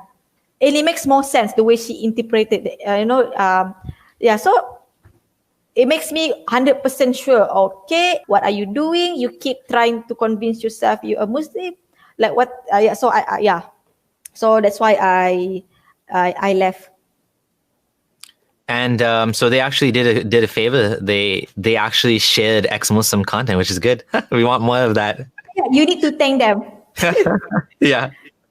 Yeah, and then slowly I got to know you because got two boys talking about you. Oh yeah. And then I started to follow you, and then I started to follow your YouTube. Thanks to them. Awesome. Thanks to them. So let's see what's next. Are we talking too long, or is it okay? No, it's good. Yep. We're almost there. Yep, to the end. Yep. Okay, this is, oh my God, this one. Okay, even though I already confirmed I'm not believing this, but I want to listen to all the Malay preachers. Before this, I only listened to TikTokers. Now, how about I listen back to Malay preachers? Okay, this one, the first one, Ustad Azhar Idrus said that if a 2 years woman get married, means it's sah. You What know does what that mean? sah? Sah means it's what is sah means? Like I don't know how to explain it. I mean, if you marry 2 years old, means the marriage is what's the Good? word? Valid? Valid. Yes, valid. Oh, Sahi. Okay, I got it. Yeah, Yeah, yeah, yeah. sahih. It's kind Yeah, of yeah, like yeah. Arabic. Yeah, yeah, yeah. So yeah, so this man, right? There's one video I watched about him. He said that uh, if uh, if if your wife talk to another man, start flirting, haram, cannot do that. Okay. Okay, woman cannot talk to another man, flirting cannot. Just talk about work. That's it. But if a man wanna be flirt with another woman, you can, because you can marry four. Oh, It interesting. pissed me off when I heard that. Like he said that, and then he said, he like that. He said, we can, like he's laughing, like it's funny. Yeah. So it's like I have no respect with this. This Ustazah, I don't know why he's so anti-feminist. Okay, this one say husband. Okay, I read this and I sent to my mom. He said that if we marry because of Allah, means in that marriage, even our husband cheated on us or beat us, whatever, as long we are sabar, sabar, right? Patient, right? Okay. Yeah. As long we patient, that patient can bring us to heaven. Because we don't need she said that if cheating, we don't need to overreact until we argue about it, or we don't need to ask for divorce just because of cheated, or just because he beat you. We need to just patient. As a wife, we need to patient. Trust me, 20 years you patient because of your husband being a bad person, you will get your jannah. Like what the? He said That's that. awful. So Yeah. he said that. I sent this to my mom. I said, Mama, what do you think about this? And then he said that my mom was like, what is this? If I stay with your dad, I already like been punched a lot. I will lose a lot of blood. Or like my mom knows the logic. Like this, it's not logical, It Yeah. happened a lot, right? It's definitely brainwashing. I mean, like you said, like it's unfortunate that even women will go and actually argue against their own best interests. I mean, it's sad, right? And this is if, like you were saying, you wanted to do a YouTube channel. If you do a YouTube channel, talking about these things would be amazing, because you are able to get content that I don't have access to in your own language and actually respond to it. It'd be great. Obviously, of course, it has to be safe for you to do that. But this is interesting. I didn't know all the stuff that people are saying in Malay. Okay, this ustaz, berjimat sepuasnya di dalam syurga. It says that have sex as much as you want until it satisfies you in heaven. He literally said that, imagine when you in heaven, in the room, this one beautiful woman where her saliva tastes like honey or something like that. And she only loyal to you and only stay home just for you, and you can have sex as much as you want with her. I know this is what he said. This is what interesting. He said that I know right now, all of you brothers, my Muslim brother, you, even though you have wife, you still thinking you want to have second wife. Because why? Because your wife already have no virginity, right? That's why in heaven, Allah knows what you want. Allah knows your desire. That's why Allah makes sure all the angels that loyal to you will be virgins forever. I was like, are you the devil? You sound like the devil, because devil the one who want us to do that. To give this, it makes sense, right? Yeah. Like, I'm the devil here. Eat this apple, it's very delicious. Or there's heaven, sex and alcohol. are very Yeah. halal. So it makes me sound like, last time when I was young, I thought that heaven means no desire at all. We are Holy Spirit. We have no desire to have sex, anything. We just a very Holy Spirit, and we do whatever good things we want without desire. And then when I hear Ustaz saying this, I'm like, you're saying that heaven is like Las Vegas but halal version? Yeah. I mean, can have sex. I that can was do this. what Muhammad wanted, and that's what he was able to use to convince his people to be his soldiers, right? Oh my God, it's like for me when I hear this, yep, this is Satan's work. Like, I don't know, maybe Satan made this book and then these stupid people follow because obviously they thought, yeah, it's like, I don't know, like, I can't, I can't. Do you Yeah. do you believe in God still? Mm, I mean, I believe there's a creator or like there is something create us, Mm-hmm. but I don't think that we need to like praise him every day, like, oh, Mm-hmm. you're the God, you do this. I don't think we don't need to do that.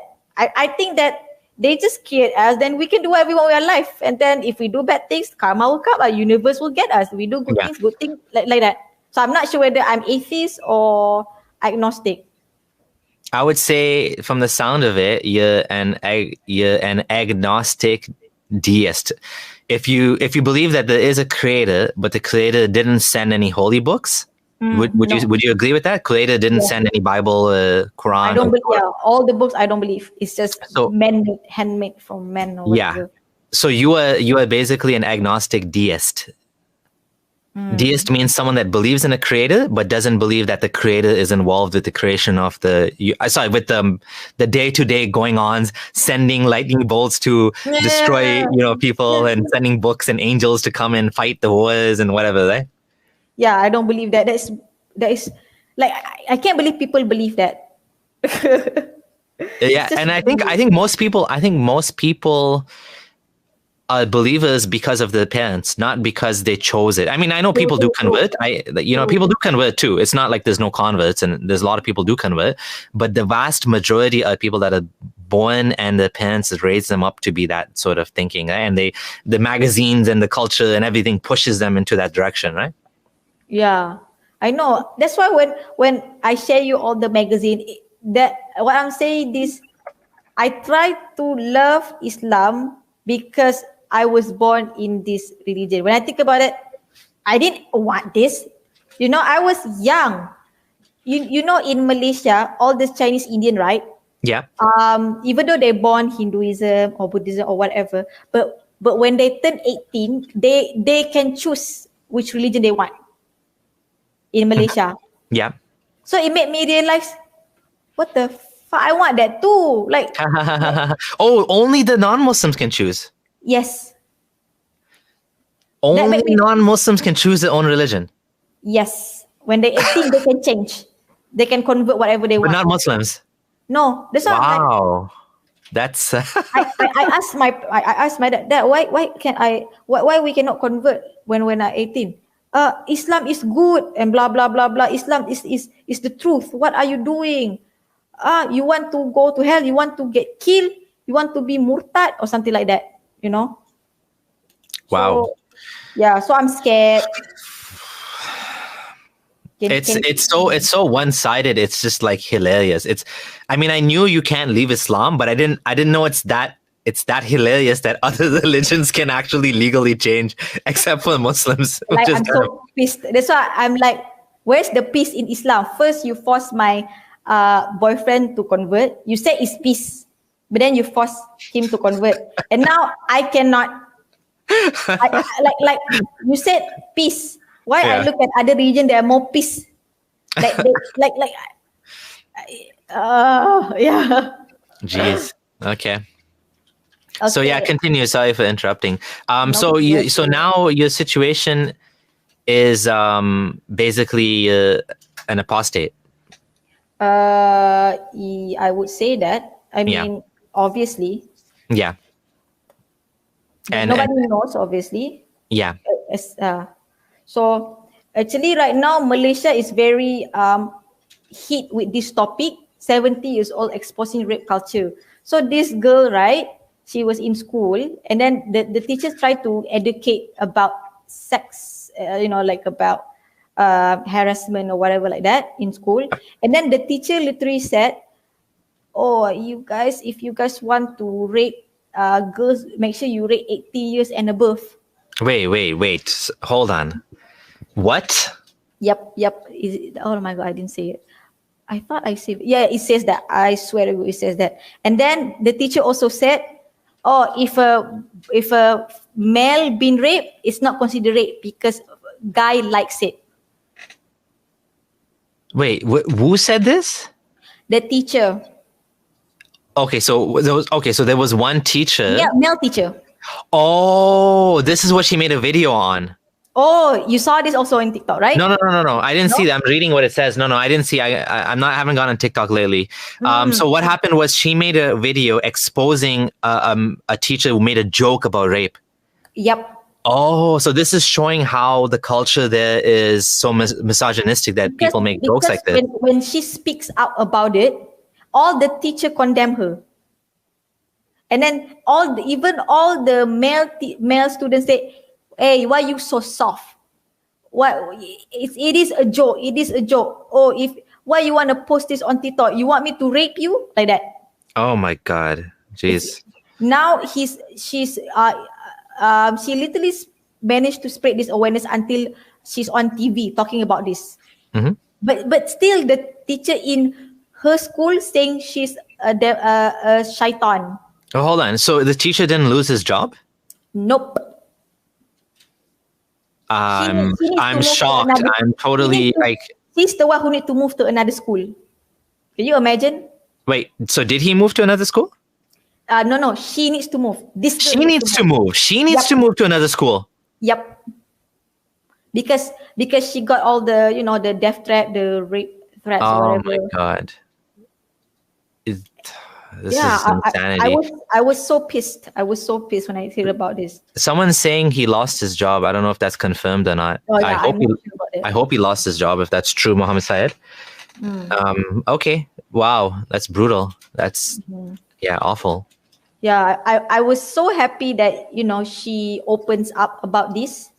Like when I was her age, I was like, I don't have this voice. I'm scared, but she's very brave to say. Even the parents also support her for doing this because the parents know that she's right, and the parents don't want to have this rape as a joke at school. So it's very good. Oh well, good on her. That's amazing. Yeah. Okay. You know this guy, right? Who doesn't? He's here because every country don't like him. This is this is the role model of Malaysia. Everyone respect this guy. If you talk shit about him on social media, all the Malay people will attack you. Oh wow. The thing I don't like about because people said that he can read Torah or Bible or whatever, right? So he's very good in argument. I watched a few of his argument. It's not that strong. He's just because of this. Like I don't know. It doesn't. He. It's not okay. There's one time I watched, right. This Indian asked him, "Do you believe in heaven and hell? Is it supposed to exist like that?" And then he asked back the question to the Indian. "Okay, I ask you, brother, robbing, is it wrong or not?" and then he said, "Robbing is wrong." "Okay, why wrong?" Because you hurt people. That's his problem, not mine. For me, robbing is good. I got money. I can pay more bills. So what do you mean? And they said, "So tell me what's bad robbing for me, not for the person, for me." And then the Indian said, you will go to jail. "Okay, what if I tell you I have a lot of money, so I pay the police, I pay the prime minister? So how to convince me robbing is bad?" The guy has a lot of money and he's robbing still. Okay, go on. And he said, okay, you said if I do robbery, I go to jail. Okay, what if I told you I pay the police, I pay the prime minister? So how to scare me? How to make sure I stop robbery? Exactly. Say if I go robbery, I will go to hell. That's why we need heaven and hell. In my head, you have no heart. You rob people. Don't you Yeah. think about, okay, if I work hard for my money, it will be painful for me to see my money being robbed by someone because I work hard for it. Exactly. So you have no brain. Like that's how Yeah. I think. Yeah. Like this Golden guy, rule, right? he has no heart. I Yeah. don't know how to say. Yeah, yeah. He said he has no empathy for what you're saying is the golden rule is a good way to just look at it. A simple way.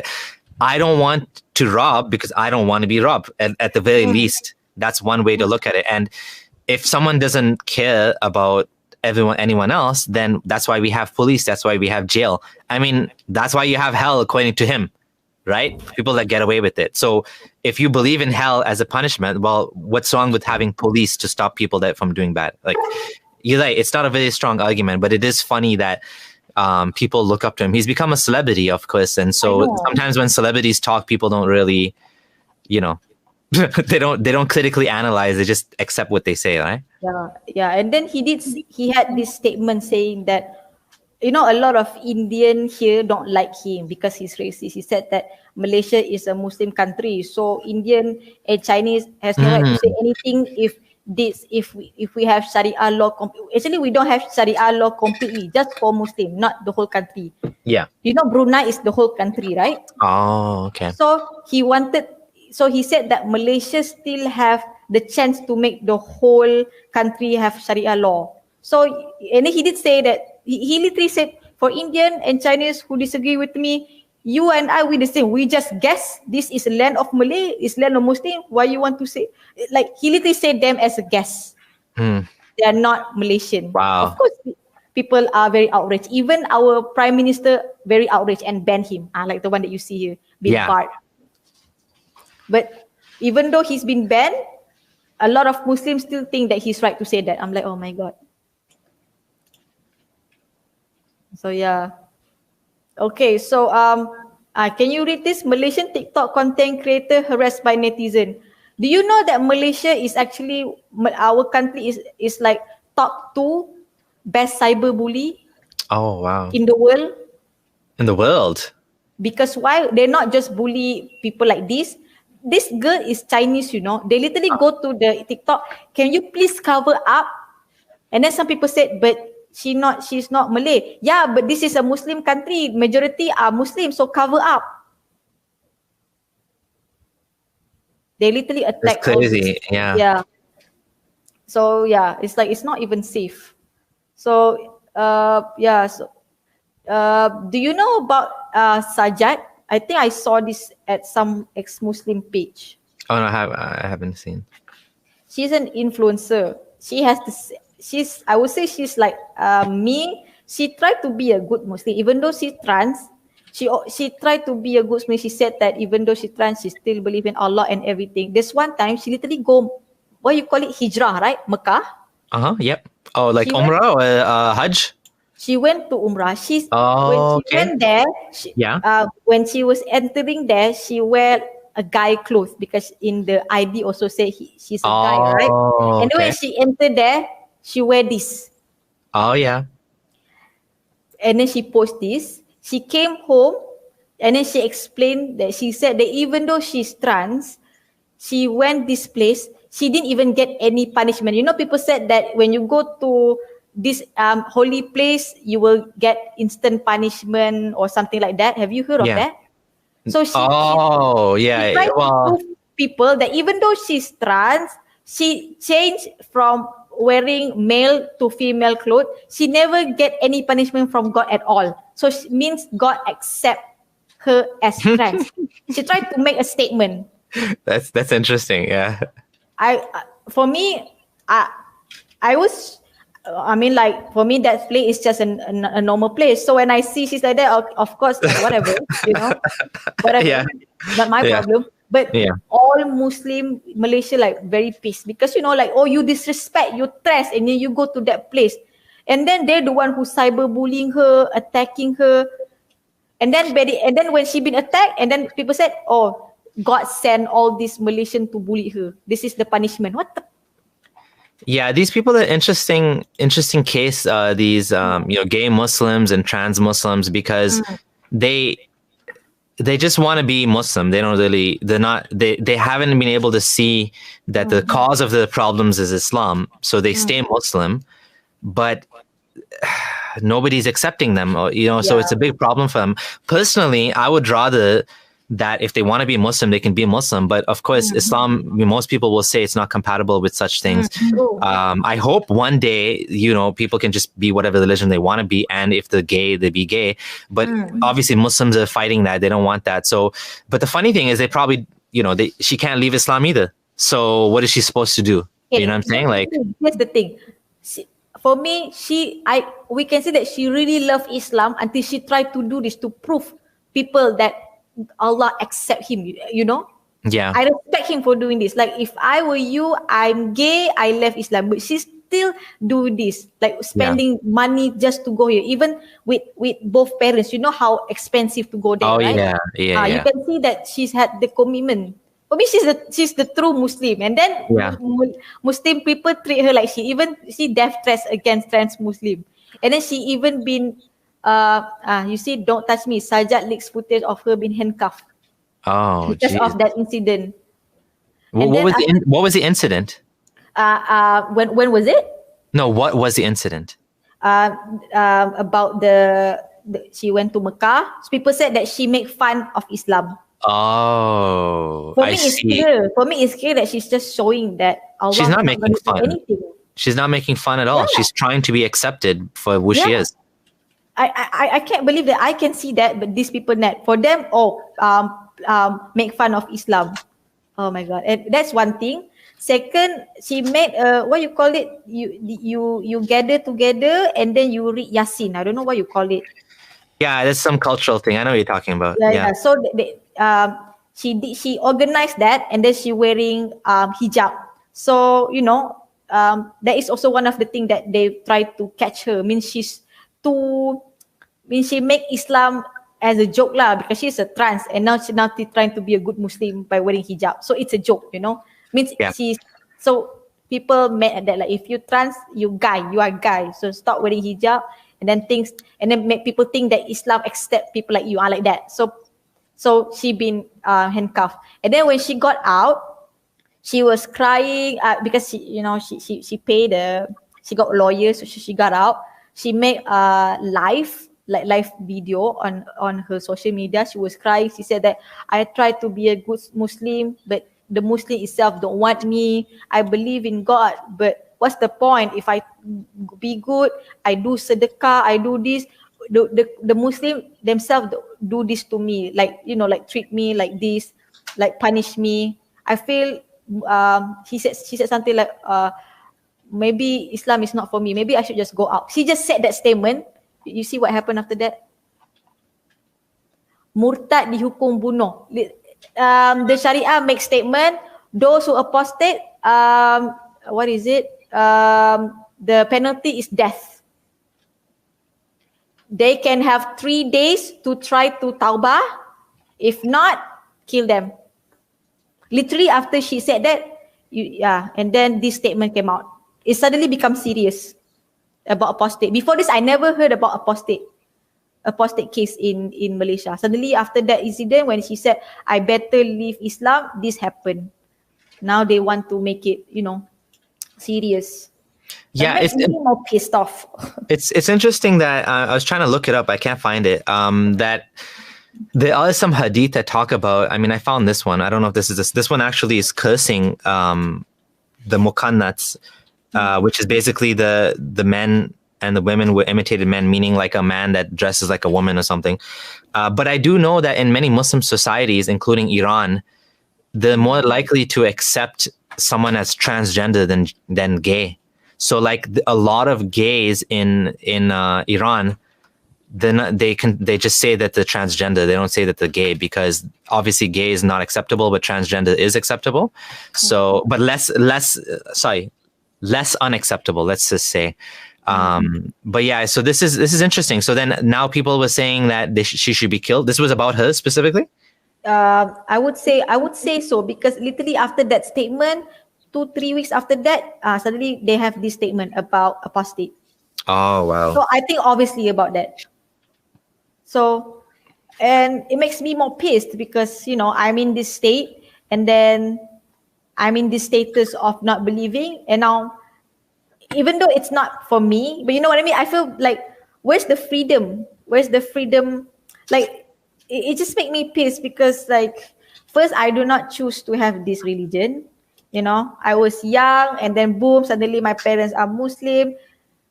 And now I've been stuck in this religion and now I can't get out. Now, if I want to get out, I must die. Like, am I in a mafia gang or Yakuza gang? Because I know Yakuza did that. Once you go out, they will kill you. Yeah. So I'm confused. Am I in mafia gang or Islam? Because Islam is supposed to be peace. Yes. So it makes me very pissed off about this. Mm-hmm. So yeah. Malaysia is ranked second most aggressive country in cyberbullying. They last time, because of the Ramadan, they all go to Israel page and like literally just bombing and trolling Israel until the minister of Israel noticed and they made a video about Malaysia. Oh wow. That's like crazy. That. Yeah. Getting on the map for cyberbullying, that's not a good thing. For them it's good because we did it for Allah. This is the only way for us to. For them, I don't know the logic. I said that yes, I support Palestine, but I don't support bully. They said, and then they said they deserve to be bullied because I'm like, but you bully all Israel. The thing is, not all Israel are bad. Some people who did try to, Yeah. It's the government, not the people. Some people support Palestine, but say no, they're all Jewish, they're all the same. They have agenda. They want us to think they're good, and then they step in the back. Yeah. I'm like, oh my God, like I feel bad for Jewish people. Absolutely. Who come to Malaysia. They can't actually because we won't let them. Malaysia won't let any Jewish to come here actually. Any Israelis, you mean, right? Yeah, Israel. Ex-beauty queen becomes target trolls, calling out Miss Universe cyberbullies. She's trying to say that stop bullying this Israel, Miss Universe, and then she's been bullied by Malaysian as well. And all of them are Malays and Muslim. This is one that I really want to share. This Ustad saying is very funny. He said that, okay, this jangan kita rasa anak. He said that we don't need to think that Palestinian kids needs our help. So, okay, you know what happened in Palestine is very bad, right? Bombing and everything. The water is not clean, all those stuff, right? Yeah. This guy said, we don't need to help all these Palestinian people. Last time my friend went to Palestine and see kids playing around. And then my friend asked the Palestinian kid, you not scared? He said, no, I'm not. You don't want to live here and be safe? No, if I leave from there, I cannot die. You know what it's called? Die Shahid, is it? Yeah, Shahid? martyrdom, yeah. I cannot die Shahid because I want to die for Allah.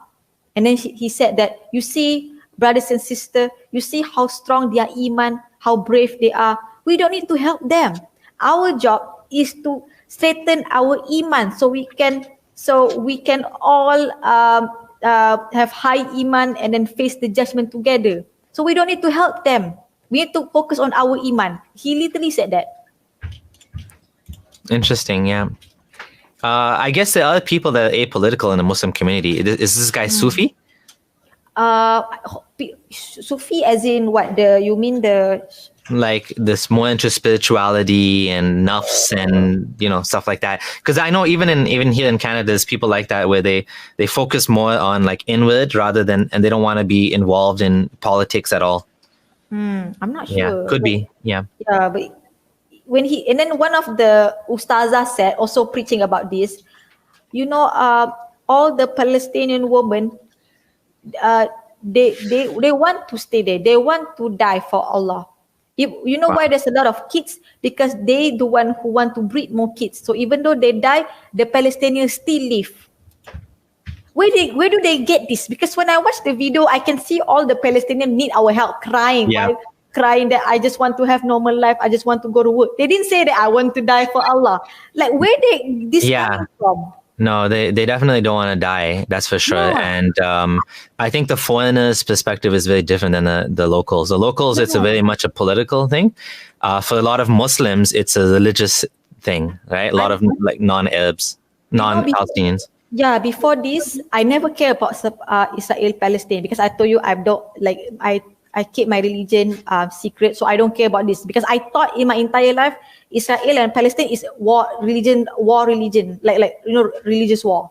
Yeah. And then when I look in TikTok videos, seeing Palestinian being, the apartheid, and then how they've been abused, and then everything, I'm like, this is humanity problem. Like I need to speak out about it.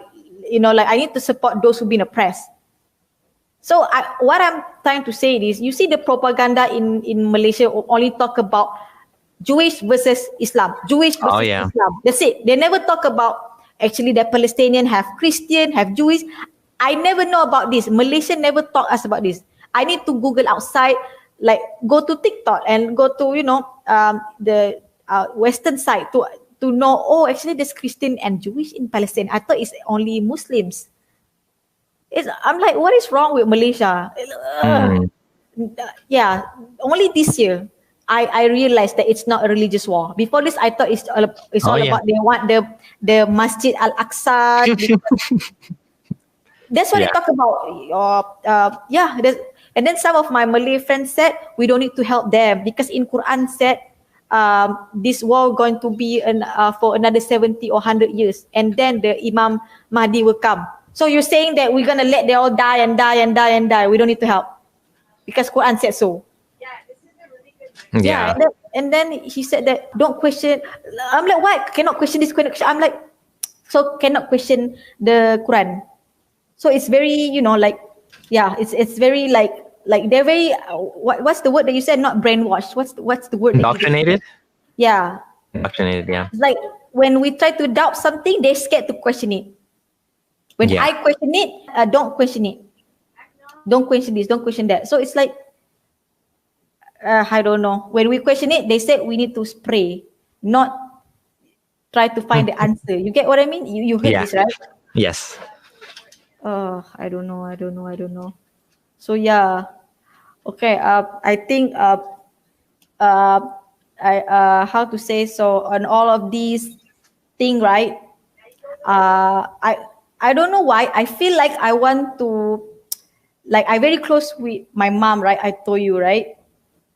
So the one day that I feel like, I don't know why, I feel like my soul is not like, it's, what do you call, it's not I need to let something out before I die. Mhm. Like I Okay. feel like I need to share to my mom. So literally during Mother's Day, my mom called me, and then uh, she said, "Hi, Umaira, what's up?" And then I said that Happy Mother's Day, Ma. And then like I want to tell her, but I don't know how.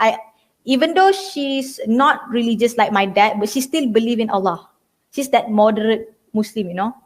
So I'm scared that uh, she's not going to accept me. But by the end of the day, I feel like I have to tell her, if she don't accept, fine, I don't have a mother. At least my soul is in peace because I already Yes. told, like that. So before I start to set that I apostate, this is how I ask my mom. Ma, remember that last time when we used to have cats? Yeah. Remember that we always cage our cat? Yeah. And then what happened to the cat? Oh, the cat, when the cat went out to the cage, the cat always angry and try to scratch and trying to run away.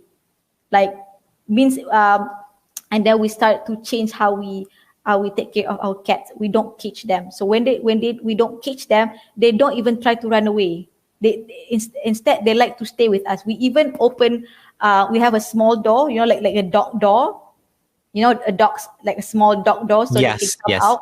We have Yeah. that door, so the cat can come and come out, come in, come out wherever they please. Even though we give that freedom, they still choose to come back to us. Yeah. So I told this, like, Ma, you do you realize something, Ma? What? That cats they know they are born to be hunted. They like trees, they like to go out, they like to hunt. So we have no right to cage just because we want to kitchen because we feel like we own them. Oh, you're my cat, you need to stay home. Just because we feel we own them, we don't need to teach them. So when we give the freedom that they want, they choose to love us, not to fear us. So yeah, actually that's how I feel, Mom. About what? That's how I feel about the religion. I said, what do you mean? And then I explained, I remember how dad treat you, and this, and you know my journey. You know, last time I used to fast. I always taking care of my, my dignity and stuff like that. Yeah. So you know me very well. This thing bothers me, ma. I think this region always oppress me, blah blah blah blah. And I explain everything. I explain that I wish I can be the good Muslim that you want, but inside I'm not, ma. I try. You know, I always go listen to the preacher. You saw me read Quran. You know that before this, it's not that I never try. I try, but I can't, ma. I can't. It's not for me. It's not meant for me. So I'm not. I 100% completely telling you this that I'm not. I don't believe this anymore. I don't care if you call me apostate. For me, that word means nothing to me. And then she was quiet. And then she's like, well, and then she asked, since when you feel this way? I said, I completely feel this since almost 2 years. And then she's like, you're still the same person. So I think it's really up to you, actually, Umaira. It doesn't, for me, in that 2 years before this, I still see you the same. It doesn't change you. So if having no religion doesn't make you bad, I think it's fine. I'm so happy to hear that. I literally cried because I thought that I'm going to being disowned by my mom. Amazing. I mean, that's the happiest thing ever, that your mom accepted you for who you are. And I think some people will have that situation where they will be disowned, but I think a lot of people don't realize that coming out doesn't always mean the end of the world. You just have to make sure that you're in a safe situation, that you can, if it doesn't go the way you plan to, at least you have a backup, you have money, or you're on your own already. But that's beautiful to hear that. Yeah, I even asked my mom, before I said I apostate, I even said, Mom, last time, if you have a lot of money, you are very rich, what do you plan to do with me when I was young? And then she was like, if I have a lot of money, because you owe me, right? Because you create me, I'm your daughter, you have the money. So what do you want to do with me? What do you want to shape me? Because I want to hear her, her answer is going to know whether she's a good mom or not, Because she have the money and she owns me. She's the mom. I'm young. She have the money to shape me. So what you want me to be? I asked her that. And then she said that, actually, I see what you want first when you were young. If I see you like to you like to play badminton, means I will focus, give more extra class badminton, and I give you to join more sport, and then you can be professional. Very nice answer. Did I lose you? Are you still here? Parents disowning a foster child is the rarest thing to happen. That's good to hear. I think Umaira got disconnected. What a beautiful story, and like a beautiful way to end the stream.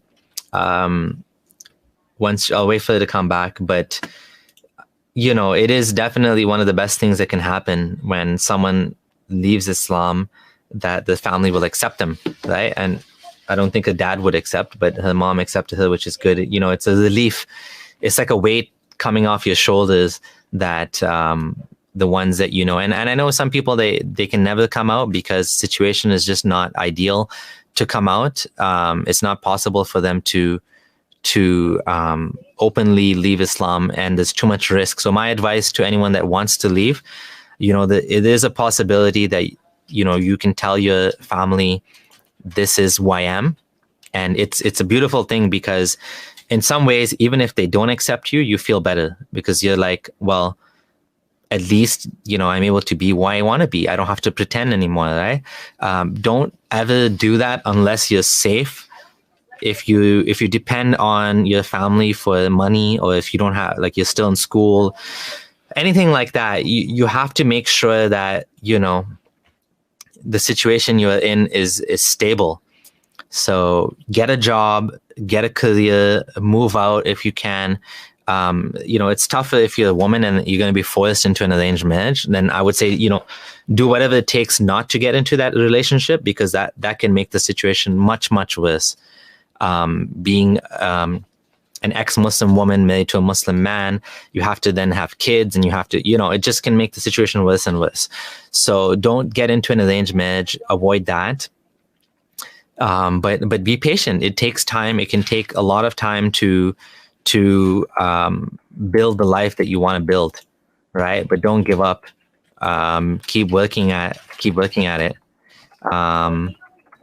Don't give up, and make a plan that'll be 5 years, a 5-year plan to be established financially, emotionally, and it's something really great. Like, it's a good feeling to have. It's liberating both physically and mentally when you leave your faith. Absolutely. If your faith is something that weighs you down and makes your life tough, then it's definitely not something that's good for you. And it'll help you to leave it, but it's not always liberating when you have, everyone against you when you leave Islam. Umaira, are you back? I was talking to myself. What happened? I don't know. I was talking, and then I didn't hear you reply at all, and I realized I was out. What happened? Oh, it must have disconnected. Yeah. So the last, you want to share, you had the picture of the cat, and you were just saying, I think the last thing I said was, I told you that's amazing that it's amazing that your mom accepted you, and then what is the last thing that I said? Maybe I just continue from there. If someone can remind me, because just while you were gone, I just started keeping the stream going on something else. But yeah, just finish your story on. So you managed to tell your mom, and we'll end on that. It's a beautiful way to end. I tried to make my mom to understand why I don't like Islam. So I asked my mom, okay, imagine when you were young, last time, you only have me as a daughter, and then you have millions of money. You create, right? Yeah, and so I said, the last thing I said was, so she's a good mom because she wants to invest in you as a child. That's a good answer. Yeah, she said that it's not. I said that, so if you have a lot of money and I'm your only daughter, you don't want to shape me to be what you want me to be? No, Umaira, that's not it. For me, you need to love your career. So from the young, I want to see what you're good at. If you're good at badminton, means I need to give you extra class, give you training badminton, and then make sure you go to a good college for you to be a better badminton player, and then you can be professional. Job is not about what I want, it's about what you want. If you like it, then I love it. And then I said that, I said that this is why I hate Islam, because Allah is not like you. Allah like, okay, I create you, you wear hijab, you don't do this, you don't do that, you don't do this, or else you go to hell. Like, there's no path. The path, like, for me, I told my ma, for you, right, you give me this path. There's 2 ice cream, vanilla and chocolate. You choose. Both of them are delicious, but it's up to you. I want you to take vanilla, but if you like chocolate, it's fine. It's still delicious. That's how I see my ma. But Allah, okay, I got 2 ice cream, 1 chocolate, 1 poison. Is that even a choice? Of course I'm going to choose chocolate. Like, that's how I see the choice in Islam. That's how I told Ma, this is how I see Islam. This is the choice. Heaven and hell, that's it.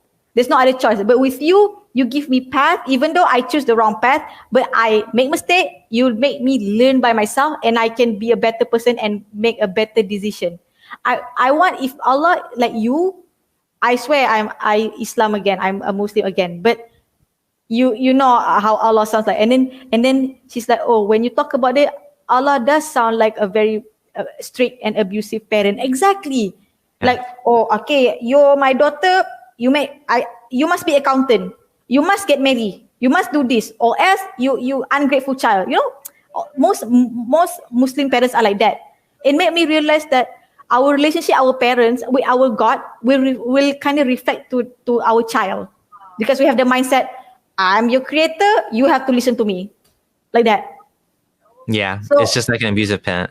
Yeah. I'm blessed that my mom is not like that. That's why I'm free to think like this, because my mom was like, you do whatever you want, but make sure you don't hurt people, you don't kill people, you don't do drugs. Make sure you have a nice body. God give you nice body. Make sure you use it nicely. If you can do sport, do sport. Don't use your hand to hit people. Use your hand Yeah. to be good in badminton. Like Beautiful. give like that. That's how my mom. Like my mom sounds like Buddhism or like Muslim, but yeah, that's why I'm like this, because of her as well. Oh, beautiful, beautiful. And yeah, I think that's a good place to end. Do you want to give any final words? For me or for Yeah, for any advice you want to give anyone before we end? to all people who's listening, or Malay, or any one of you, if you in this religion, if you deep inside you feel like it's not right, I mean, it's don't stop, don't stop that voice. Listen to the voice. What's the point of being a Muslim and then depressed every time because you feel like you're doing something not for you? You need to do something for you, for your heart. Your heart matters. Don't care what people said. It's all about your heart. By the end of the day, you're the one who hurts, not them. It's your body, your heart, your choice. Wonderful. I love what you said. So, and we're going to end it on that. Thank you everyone for joining. I'm probably not having any more live streams until next week. And thank you everyone for joining and subscribing, liking the show. And do consider also joining the channel if you can afford it. Patreon is good.